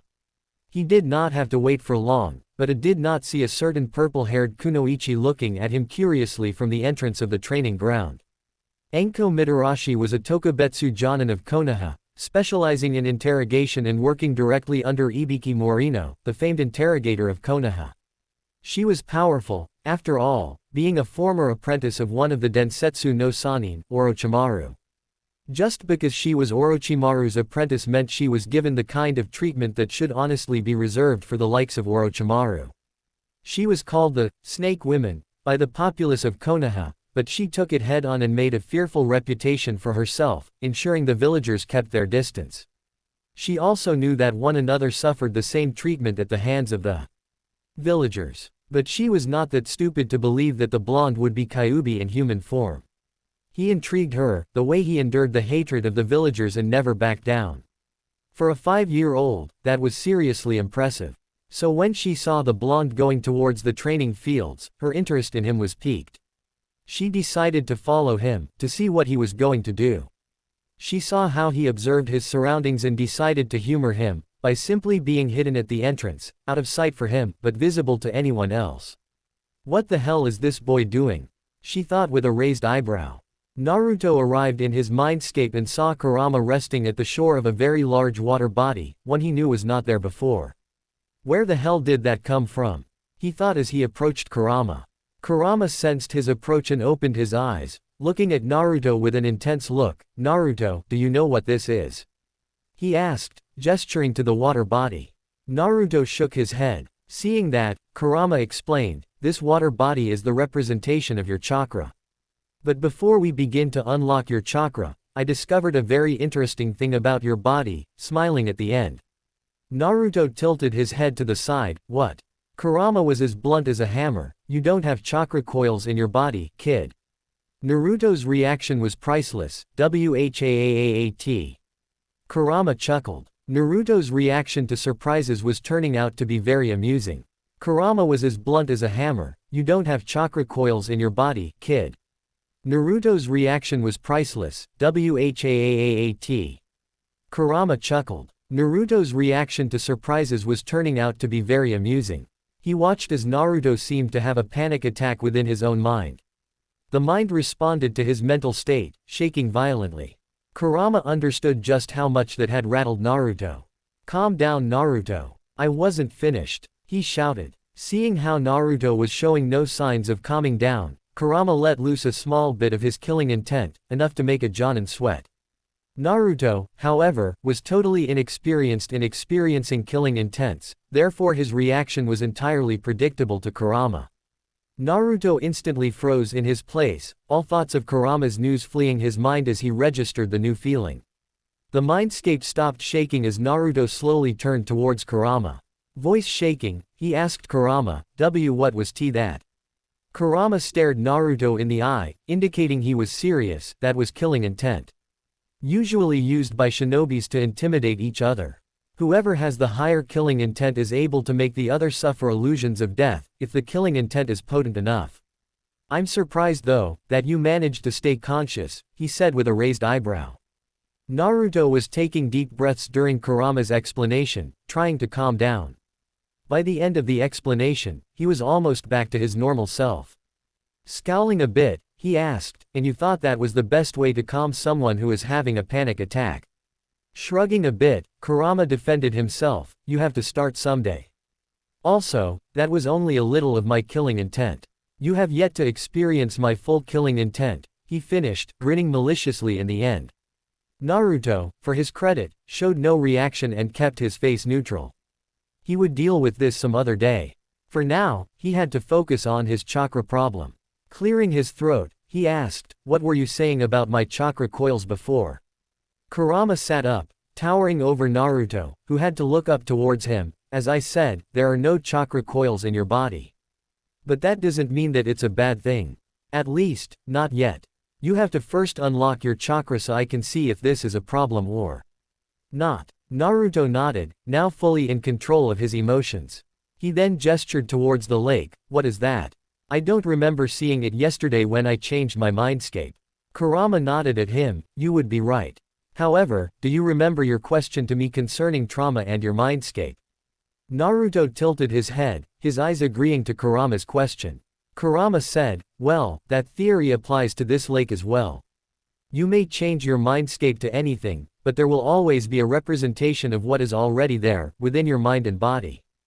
Gesturing to the lake, he explained, there are two things of importance that you need to know about this lake. Obviously, this represents your chakra, but there are some other things as well. The size of this lake represents the size of your reserves. I have minor difficulty in seeing the end of this lake, which means your reserves are impressively large for your age.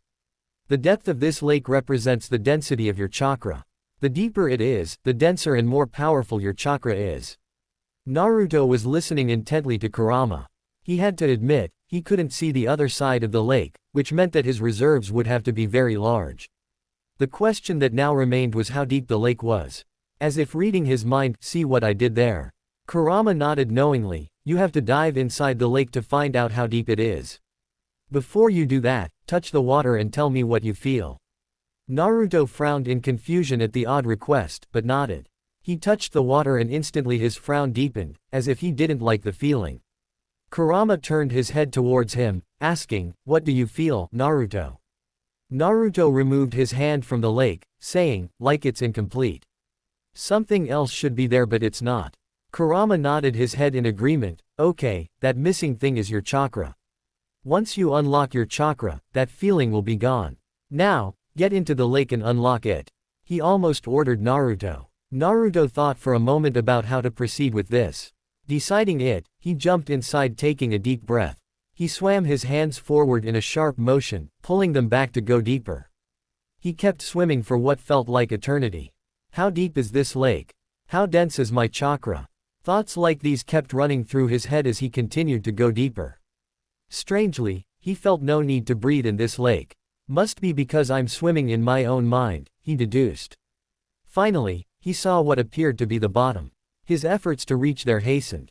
As soon as his hands touched the floor of the lake, he instinctively knew that his chakra was just beneath him. The floor of the lake was acting as a barrier between him and his chakra. He just needed a way to break the barrier so he could access his chakra. He decided to dump logic for this situation and force his way like a brute. An idea that would probably not work, but worth trying. Considering that this was his body and mind, the barrier would be only strong enough so he could break it with enough effort. He pulled his hand back, and punched it ground as hard as he could. He repeated this for 19 times. On the 20th time, a small crack appeared on the floor. Naruto noticed the crack and grinned in satisfaction. About time you cracked, he thought. Redoubling his efforts, he saw that with every punch, the crack widened. At last, the crack was big enough that he knew it would break in one last punch. Pulling back his fist, he brought it back down with all the force he could muster. As soon as his fist connected, the ground shattered from beneath him and he was assaulted by absolute euphoria. He felt complete now, the earlier feeling of something missing now. Completely gone. But the force with which the chakra was released was so great that he was forced out of the lake in just a few moments, contrary to the time he took to reaching the bottom. The last thing he heard from Kurama before being forced out of his awake was, damn, I haven't felt chakra this dense and powerful since the tree hugger himself. But the midnight blue is unusual. Enko was watching the blonde for almost 20 minutes now. Just what is he hoping to accomplish? She thought. She was getting impatient now. Just as she was about to turn and leave, she felt it. It was impossible to ignore, given how powerful the presence was. She wheeled around, eyes wide, staring at Naruto. He couldn't possibly be. Naruto's eyes opened a second before midnight blue chakra exploded from him. It was so dense and powerful that the ground around him cracked violently. Wind was blowing all around very fast by the sheer force of his chakra. Naruto lifted his hands in front of him, seeing the beautiful midnight blue color of his chakra flowing from his body. It almost seemed to be sparkling. The feeling was so exhilarating that he almost missed Kurama's voice, Naruto. You are letting out too much chakra. Stop right now. Naruto, fortunately, noticed the urgency in Kurama's voice and immediately thought about reining it in. To his surprise, the chakra stopped exploding from him almost instantly. Unfortunately, he had already expelled too much of it. The sudden coming down from a high like that caused him to fall unconscious on his back. Enko, who had watched the whole spectacle, was looking at Naruto with eyes wide as dinner plates. Was that Kyuubi's chakra that exploded from him? No, the Kyuubi's chakra is orange. The chakra that exploded from him was blue. An unusual, darker shade, but blue nonetheless, which means that the chakra was his.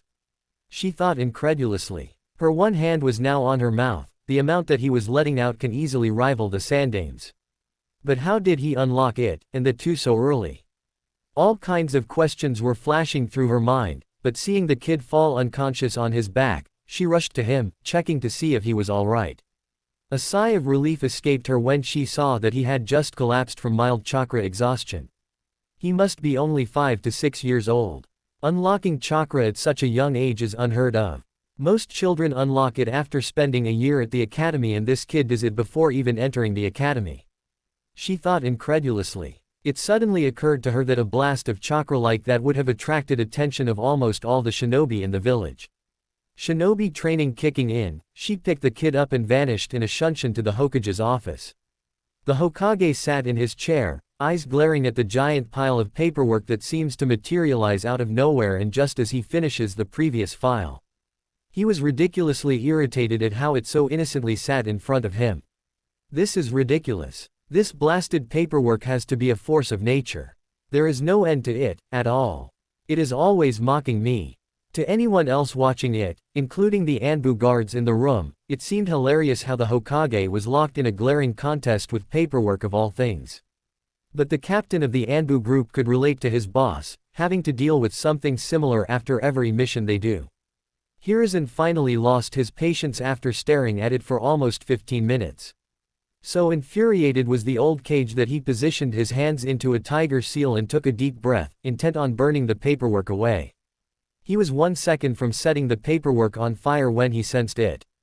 The powerful burst of chakra, so powerful that he was sure almost every shinobi in the village felt it, censor or not.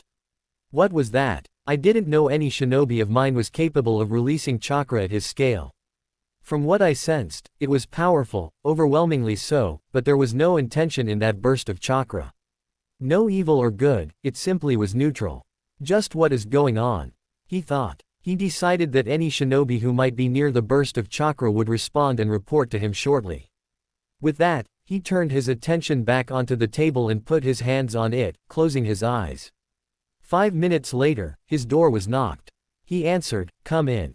The door opened to show his secretary, Ikumi, a middle-aged woman, gesturing towards a purple-haired kunoichi carrying a familiar child with blonde hair in her arms.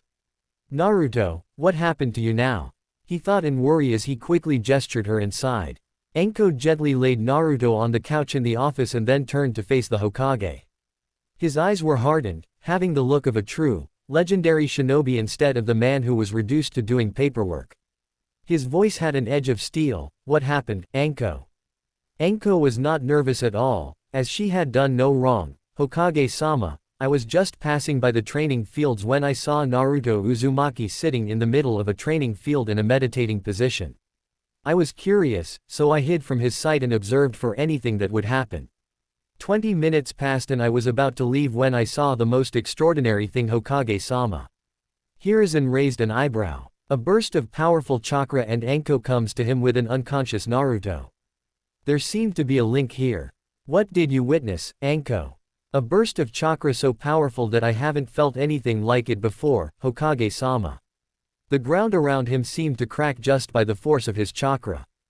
Hiruzen's eyebrows went upwards in a disbelieving motion. "You mean to say that Naruto here," he gestured to the boy on the couch, "unlocked his chakra and the burst of chakra from before was his chakra?"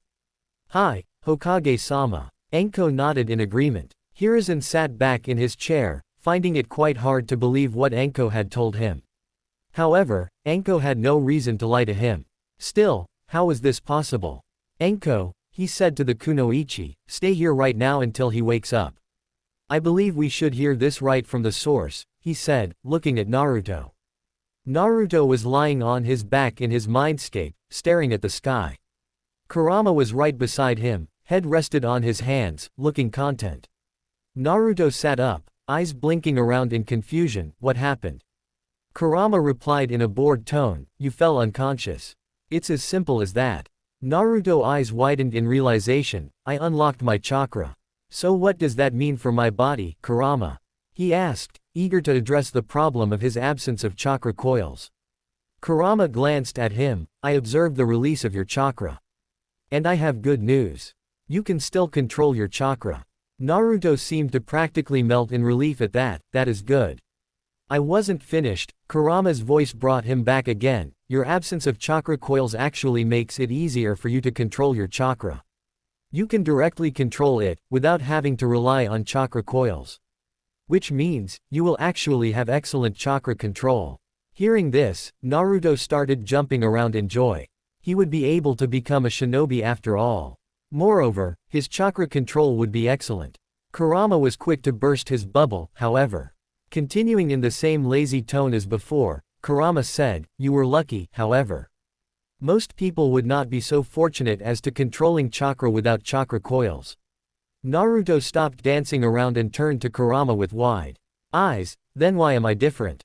At this Kurama shrugged and didn't bother to answer, saying only one thing before falling back asleep, start training to use it. With Kurama now asleep, Naruto had nothing to do in his mindscape. Might as well wake up, he thought. He walked up to a stream and promptly fell face first into it. It had been over 10 minutes since they were waiting for Naruto to wake up.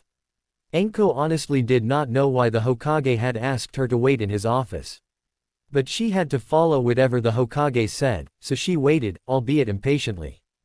Hiruzen on the other hand was contemplating on what to do. He was in his classic thinking pose, elbows on his desk, chin rested on his hands and eyes closed. If what Enko had said was really true and Naruto had really unlocked his chakra, then perhaps it was time to begin Naruto's training. He had thought that Naruto would grow up normally in the academy, but it seemed nothing was normal if it was connected to Naruto. Maybe he could get Enko to train him. Suddenly he heard a groan from where Naruto was laid. His and Enko's eyes snapped to there as Naruto sat up, looking no worse for wear. His eyes seemed confused as he did not seem to recognize where he was. However, as soon as he saw him and Enko, the weariness clouding his eyes suddenly disappeared, replaced by cautiousness. How the hell did I get here? He mumbled as he studied the purple-haired Kunoichi. He had never seen her before. The Kunoichi spoke in a rude tone, I brought you here after you successfully alerted the entire shinobi force of this village. What the hell were you even doing in the training field, brat? Naruto suddenly remembered that he had unlocked his chakra successfully and did not stop the full-blown grin on his face. Unlocking my chakra, he replied in a cool tone. But how did you know to unlock your chakra, Naruto-kun? Hiruzen asked curiously. A 5-year-old child unlocking their chakra, without any outside help was simply unheard of. Not to mention how powerful the chakra was. Naruto did not think that he would be dragged into the Hokage's office to explain how he unlocked his chakra. He needed time to build up a lie about this. Unfortunately, he didn't have it as both of them were looking at him expectantly. So he just gave them his patented, making you feel stupid with a simple look. Both of them sweat dropped, thinking along the lines of, how does he do that so well? Fortunately for Naruto, it allowed him time to come up with a convincing lie, well, chakra is inside everyone, right? I thought if I looked deep inside myself, I would find it too. For the you-know-what, right Gigi? Hiruzen looked confused for a moment, but realized it. Naruto wanted to unlock his chakra to get access to his parents' things left behind for him. But now, time to address the elephant in the room. Now that you have unlocked your chakra Naruto-kun, what will you do? Naruto frowned for a moment and crossed his hands, causing Enko to hold back her urge to hug him and yell, kawaii. The kid looked mighty adorable. Naruto said, I will train, or so I would like to say. Unfortunately, I have no idea as to how I should proceed now. Books have always been the answer to all my problems, but I feel that books can't teach me what I need to know practically, he revealed honestly. Perfect, Hiruzen thought with a hidden smile. Normally he would have Naruto wait for another year, letting him join the academy and then letting him learn all he needed. But he knew that Naruto was a naturally curious child. Who knows what experiments he would do to find out what he could do. It would be dangerous to leave Naruto to his own devices, or chakra. His eyes shifted to Anko, who was watching Naruto, and barely restraining herself from glomping him. But if he were to get an instructor to teach him early, many consequences could be avoided. Also, since Naruto is a genius, he may not really fit in with his age group, not only because he would be far ahead of them, but also because even his generation keeps their distance from him. I also have this feeling that Naruto and Anko will bond spectacularly. He barely kept himself from grinning. Naruto can still enter the academy at the proper age and graduate with his age group class. Many of the teachers may not give him proper education because of their grudges against Kyuubi, but the treatment would be null and void if he is already so far ahead. The council will surely protest against this, calling this favoritism, but I can justify myself by saying that the village's Jinchuriki must be trained early so he could be ready for anything. The foolish council members will blindly agree to this, and if they don't, who are they to go against the Hokage? Oh, the pieces of Naruto's puzzle are falling together wonderfully. He thought to himself gleefully. Outward he said, then it is probably safer to get you an instructor rather than you experimenting on your own. Anko finally caught on to the Hokage's plan as she wheeled around to face him with wide eyes. Hokage-sama. You can't possibly. I appoint Anko Mitarashi as instructor of Naruto Uzumaki, effective immediately, he declared. Naruto's eyes, along with Kurama's, were white as dinner plates. This was totally unexpected. Naruto never expected to get a personal instructor. He, the village pariah, jailer of Kyuubi. But he was happy, and that was all that mattered to him. For Kurama, he found it hard to believe that the old monkey had balls big enough to pull this kind of stunt in his age. Anko protested, but Hokage-sama, do you have a problem with my decision, Anko? He asked with his voice hard. Anko immediately stood in attention, no Hokage-sama. Hiruzen immediately smiled, reverting back to his grandfather persona, good. I knew you would have no problem. Anko's sweat dropped at how fast the old man changed personalities.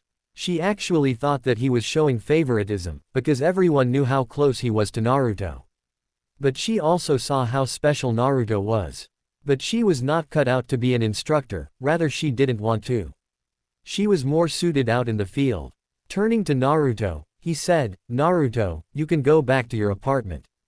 Anko and I have something to discuss. Also, report to the training field behind this tower, tomorrow morning, at 6 a.m. sharp. Naruto nodded and immediately left through the window. Turning his attention back to the special Jonin, he said, Anko, you have to understand that this is necessary. Naruto will face many difficulties in the future, and I fear that by the time everyone acknowledges him and comes to support him, it will be too late. Also, give him a chance. He will surprise you, he said with utmost seriousness. Anko was hesitant but nodded. Truthfully, she did not want to do this but had to anyway. The fact Hokage told the brat and her to report to the Hokage training fields was a surprise since they were exclusively reserved for the Hokage. She headed back to her apartment, thinking about how she should go about this. Naruto sat eating his dinner on his dining table. The cooking book the Hokage had provided was invaluable, allowing him to cook food for himself. He made sure to follow the instructions in the book word for word, and the results were raw eating. I might have some natural aptitude for cooking, otherwise I would have already blown the kitchen up, he mused. He was eternally grateful for what the old man had done for him. Now that he thought about it, he figured that when he entered the academy 2 years later, some instructors would be prone to discriminate with him. Perhaps this was the way of old man looking out for him in his shinobi life, he thought. He finished the dinner and washed the plates. After that he proceeded to his bedroom and laid down on his bed, closing his eyes. Tomorrow will be interesting indeed. Naruto's eyes opened as soon as the alarm he had set rang. His hand reached out and shut the alarm clock. Waking up at 5:30 in the morning left him plenty of time to get ready. He finished his morning rituals in 10 minutes and dressed in his normal, orange jumpsuit. He went to the fridge and pulled out 2 bananas, peeling one and eating it at comfortable pace, followed by the second. He finished and looked up at the clock. 5:50. Best get going, he thought. He went up and out of the door, making sure to lock it up properly. He hid the key inside the potted plant near the staircase. He exited the building and ran towards the grounds. The sun was just beginning to rise, so the air was still cool as it hit his face. He smiled as he increased the pace and reached the ground with 1 minute to spare. He was surprised to see that just as he had reached the ground, his new teacher also reached at the same time. Her eyes showed surprise at his appearance, but she gestured him to follow her. They arrived in the training ground after Anko said to the guards that they were authorized to use it.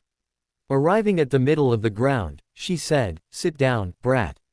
Introduce yourself." Naruto frowned at the way she said it but did it anyway. Naruto Uzumaki, age 5 years, likes are reading and training, dislikes are the people who can't differentiate between a kunai and a sealing scroll, hobbies are none of your business, dream is to become the strongest Hokage ever. He began in a monotone, became slightly rude in the middle and finished it with a grin and a thumbs up. Anko grinned in a savage way after his introduction. Not many people had the guts to be rude to her, but this brat had no problem doing it.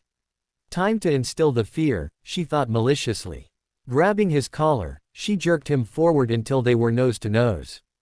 In a deadly whisper, she said, "I don't like brats like you who think that just because they are getting special treatment, they are above others." Naruto replied, unfazed, "And just because you are older and more powerful than me doesn't mean you have to be rude."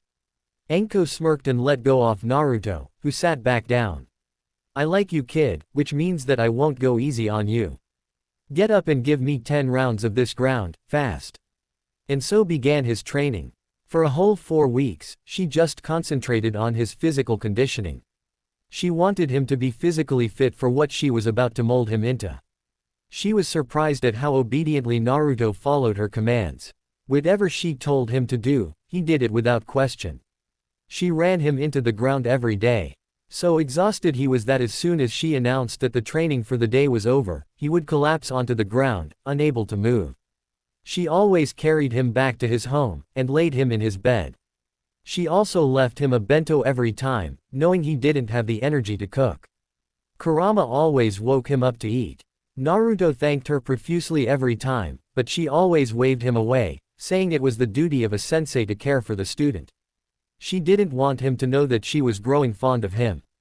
That would be embarrassing. Another good thing that both Naruto and Anko didn't know was that every time Naruto came back exhausted, Kurama always healed him up with his chakra.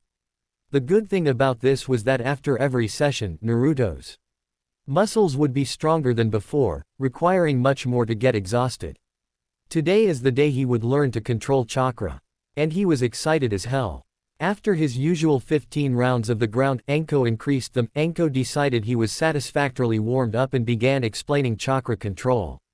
"Alright kid, the first step to controlling chakra is to take a leaf and use your chakra to stick it to your forehead like this," she said, demonstrating the exercise. Naruto nodded before picking up a leaf from the ground and keeping it on his forehead and imagining his chakra creating suction at the point where the leaf touched his forehead. Surprisingly, it took him only 3 tries to get the amount of chakra right. On the 4th try, the leaf was easily sticking to his forehead and he stood there smiling proudly. He knew he would have good chakra control due to his lack of chakra coils. Using chakra for the first time felt really good. He simply had to imagine how his chakra flowed and sort of command it to do so, and voila. Task accomplished. Anko stood there, gaping at Naruto. Most kids took 4 to 5 days to get this exercise right, and this kid had done it 5 minutes. Absolutely unbelievable, and outright ridiculous, she decided. Does the term, normal, even apply to this kid? She thought with a twitching eyebrow. Hey, Anko-sensei, now that I've got it, what's next? Naruto asked with a grin. At this point, he was keeping the leaf stick with only minimal concentration. Anko grinned. A grin that Naruto never liked. It always meant his doom. Now, she said, taking out shuriken, keep that leaf stuck and dodge these. With that, she threw the shuriken at him. It was only his danger sense that saved him from skewered. This continued for almost 15 minutes, and at the end of those, Naruto was heavily panting. She looked like she almost wanted to kill me, he thought, drawing deep breaths. Anko looked proud. Well done, Naruto. You successfully dodged the shuriken and kept the leaf stuck to your forehead. Take a 5-minute break. Not many, no scratch that, no one managed that on their first try.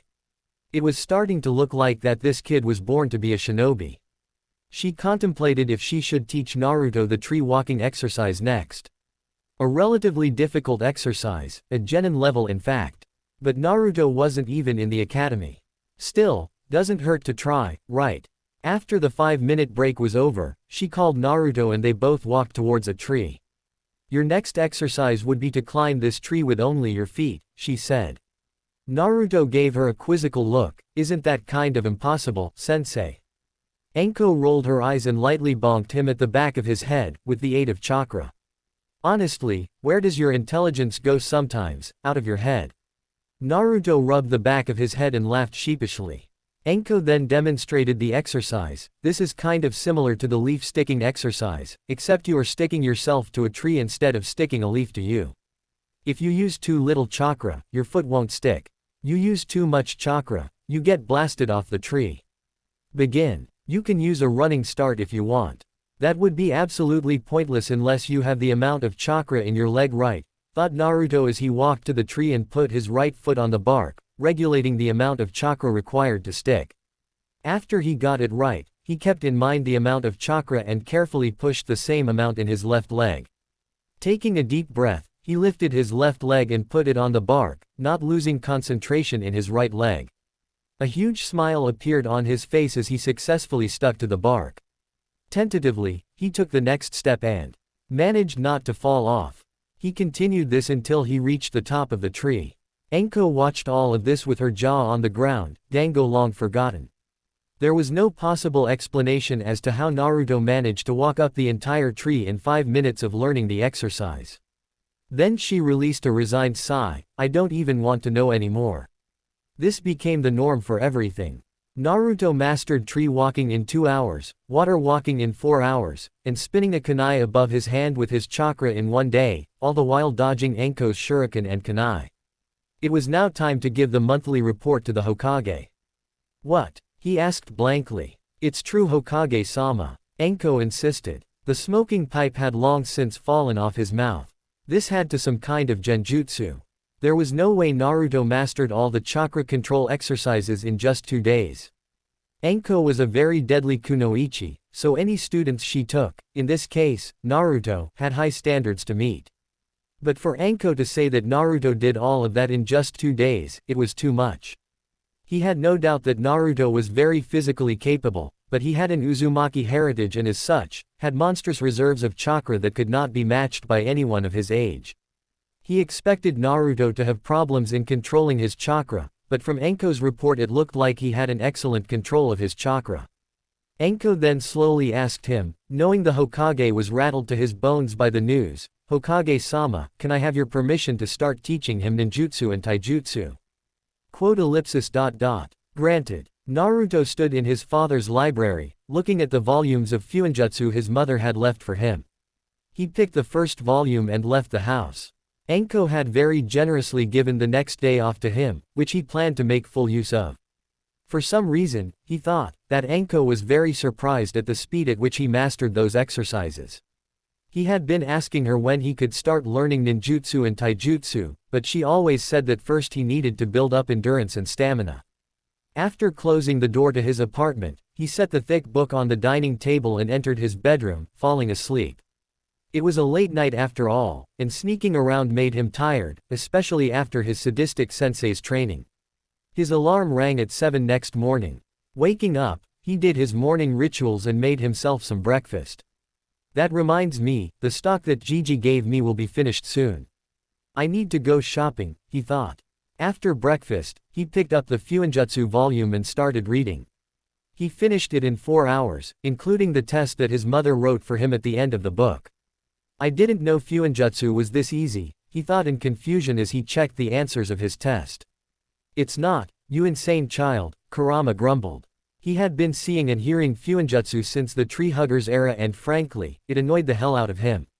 He was much more suited to perform acts of destruction than delicate writing. Naruto easily ignored him and finished checking the answers. All of them correct. No surprise there, he thought smugly. Photographic memory was so useful. He finished another volume the same day, with the same results in the test at the end of the book. 8 hours of fuinjutsu was mentally exhausting, he thought. He just slept the rest of the day, waking up only to make and eat dinner, and fell asleep again. The next day, Anko started his taijutsu training. I'm going to teach you my style of fighting, Naruto. The snake style requires you to be light and flexible, capable of quick strikes and counterattacks and weaving in between them. She then grabbed Naruto's collar. You will learn and master this style in 1 year. Brat or even Kami won't be able to save you from my wrath, she threatened, enforcing her threat with a bit of killing intent. It had absolutely no effect whatsoever on him, since he already had a taste of Kurama's killing intent. However, he nodded vigorously. Anko was pretty terrifying, even without killing intent. The next month he spent learning Tai and ninjutsu simultaneously. Due to his photographic memory and the peculiar ability of his body, he progressed quickly in taijutsu. He found that even though it was a formidable style, the snake style did not have the symbolizations of all 5 elements. Ninjutsu on the other hand, he felt like he was born to do it. It took him only 5 tries to master the Henj no Jutsu, and 9 tries to master the Kawarimi. 2 days later, he had mastered the seal-less Kawarimi. But no matter how hard he tried, even with his excellent chakra control, could he perform the Bunshin no Jutsu. Eventually, Anko got so fed up that they took the matter to the Hokage, who suggested that the Kage Bunshin no Jutsu would be more suited for Naruto. Considering how large his chakra reserves were, it would be impossible for him to squeeze a drop of it that was required to perform the Bunshin. It took 2 hours for Naruto to learn the Kage Bunshin, and when he did learn it, Anko and Hiruzen, who had come to supervise the teaching of the Kinjutsu, were dumbstruck at the amount of clones Naruto could make. 100 clones at Naruto's age stupefied the Hokage so much that it took him almost 15 minutes to snap out of his shock. Naruto soon discovered a very interesting aspect of the Kage Bunshin. He could remember everything what his clones saw or heard. And he had no qualms abusing the shadow clones after that. He would make a shadow clone study Fuinjutsu while he trained with Anko. In 8 days, all the volumes of Fuinjutsu were finished. He had even learned how to print seals onto surfaces with his chakra. Now technically, that would make him a seal master, but his mother had written him a note that even after finishing all the volumes, he would have to be tested by a certified seal master to be considered a seal master. He knew no one who was one, so he asked his Gigi if he could test him. But the old man had questions of his own. You're telling me that you finished all the volumes of Fuinjutsu your mother left you in just 10 days? His voice sounded unbelieving. Naruto nodded, his expression serious. Hiruzen let out a small nervous chuckle. Forgive me if I find that hard to believe, Naruto-kun. Naruto shrugged. He figured he could tell him of his gifts. When you have a photographic memory, coupled with shadow clones, you tend to abuse it, Gigi. Hiruzen looked shocked at the fact, you have a photographic memory. Naruto nodded, yes. Hiruzen then sighed, aside that, I'm sorry Naruto-kun, but I'm not a certified seal master and as such, I am not qualified to test you, he told Naruto regretfully. But my student Jiraiya is. Tell you what, when he visits the village next time, I will tell him to test you. Is that okay for you? Naruto figured that he had no choice, alright. It had been 2 months since Anko started training Naruto, and he had progressed spectacularly. With the most common ninjutsu out of the way, she focused solely on his taijutsu, which grew by leaps and bounds, but he was still far from giving her a challenge. After those 2 months, Anko figured that it wouldn't hurt teaching the boy chakra nature transformations. Naruto sat in front of Anko, who was standing and explaining the chakra nature transformations. There are 5 basic nature transformations: fire, wind, water, lightning and earth. Each element is connected to each other in a way. Fire is weak against water but strong against the wind. Wind is strong against lightning but weak against fire. Lightning is strong against earth but weak against wind. Earth is weak against lightning but strong against water. Water is strong against fire but weak against earth, she explained. She handed him a slip of paper, that is chakra paper. It will tell you your chakra affinity.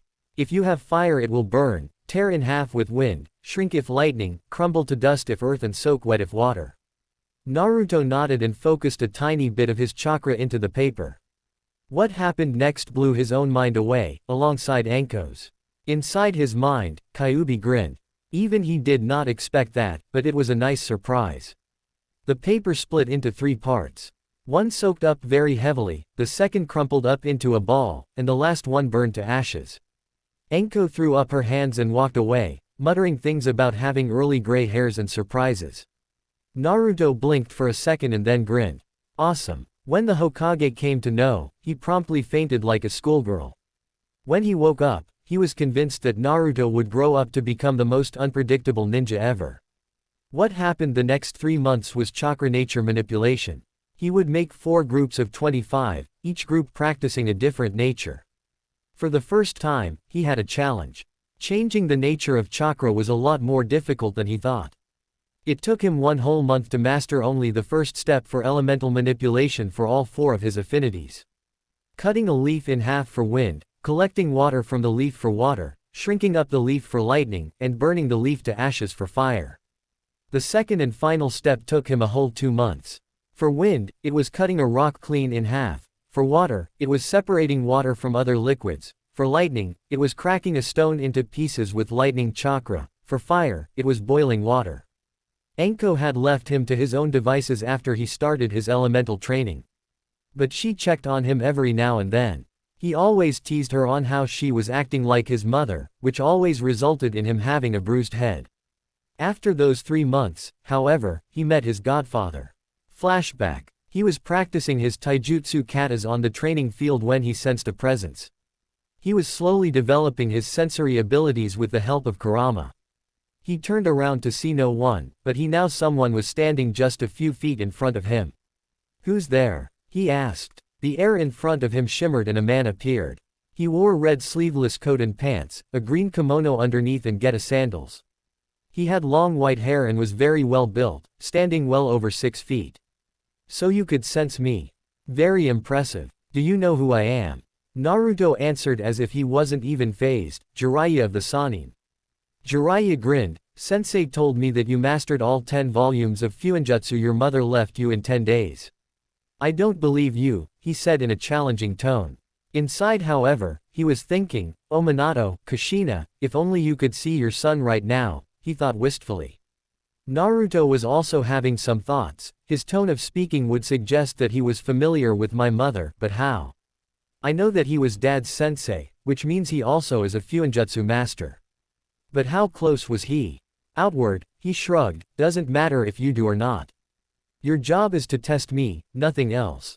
Jiraiya was a little deflated at how Naruto was acting so detached. He knew that Naruto did not know that he was his godfather, but it still hurt. Reining in his emotions, he spoke. "Let's get this over with then." 3 hours later, he stood in the field, staring at Naruto with a gaping jaw. Naruto was standing there, panting. Jiraiya had tested him on every aspect of Fuinjutsu. Both written test and how he would apply it in battle. Obviously he lost, but Jiraiya was seriously impressed at how the kid was able to apply Fuinjutsu in battle. The versatility was clearly there, along with a touch of unpredictability. What is the result? Both of them turned to the voice that had spoken. The Sandaime Hokage was standing there with a small smile on his face, as if he knew what the answer was. "He passes," Jiraiya replied, still in a daze. Naruto nodded at that and sat down with as much grace he could muster. He promptly fell back after that, asleep before hitting the ground, his last thought being, "I finally became a seal master." Flashback end. Jiraiya had revealed to him after the test that he was his godfather. Initially, he was downright furious that Jiraiya had just abandoned him to the wolves. But after calming down and thinking it through, he realized that Jiraiya had duties outside the village walls, which is why he could not raise him. He did not forgive him, saying he will have to earn his forgiveness. Jiraiya looked relieved at that and promised to make it up to him. Before he knew it, 1 year had passed and it was time for him to enter the academy. Walking along with his Gigi in the school corridors, he wondered if he would be able to make any friends. Stopping in front of a door, his Gigi opened the door, showing a Chunin instructor with a scar on his face and his hair shaped into a pineapple ponytail. "Hokage-sama, is anything wrong?" Hiruzen waved him away. "Nothing at all, Ruruka. I just came here to bring Naruto-kun. He will be starting from today." Ruruka looked at Naruto and Naruto was instantly able to recognize the look. After all, he had received it many times. Looking into the class, he saw the same look on many of the students' faces. He sighed, "It will be a long 6 years. Hope you guys enjoy first part of this story. Do like, share and subscribe.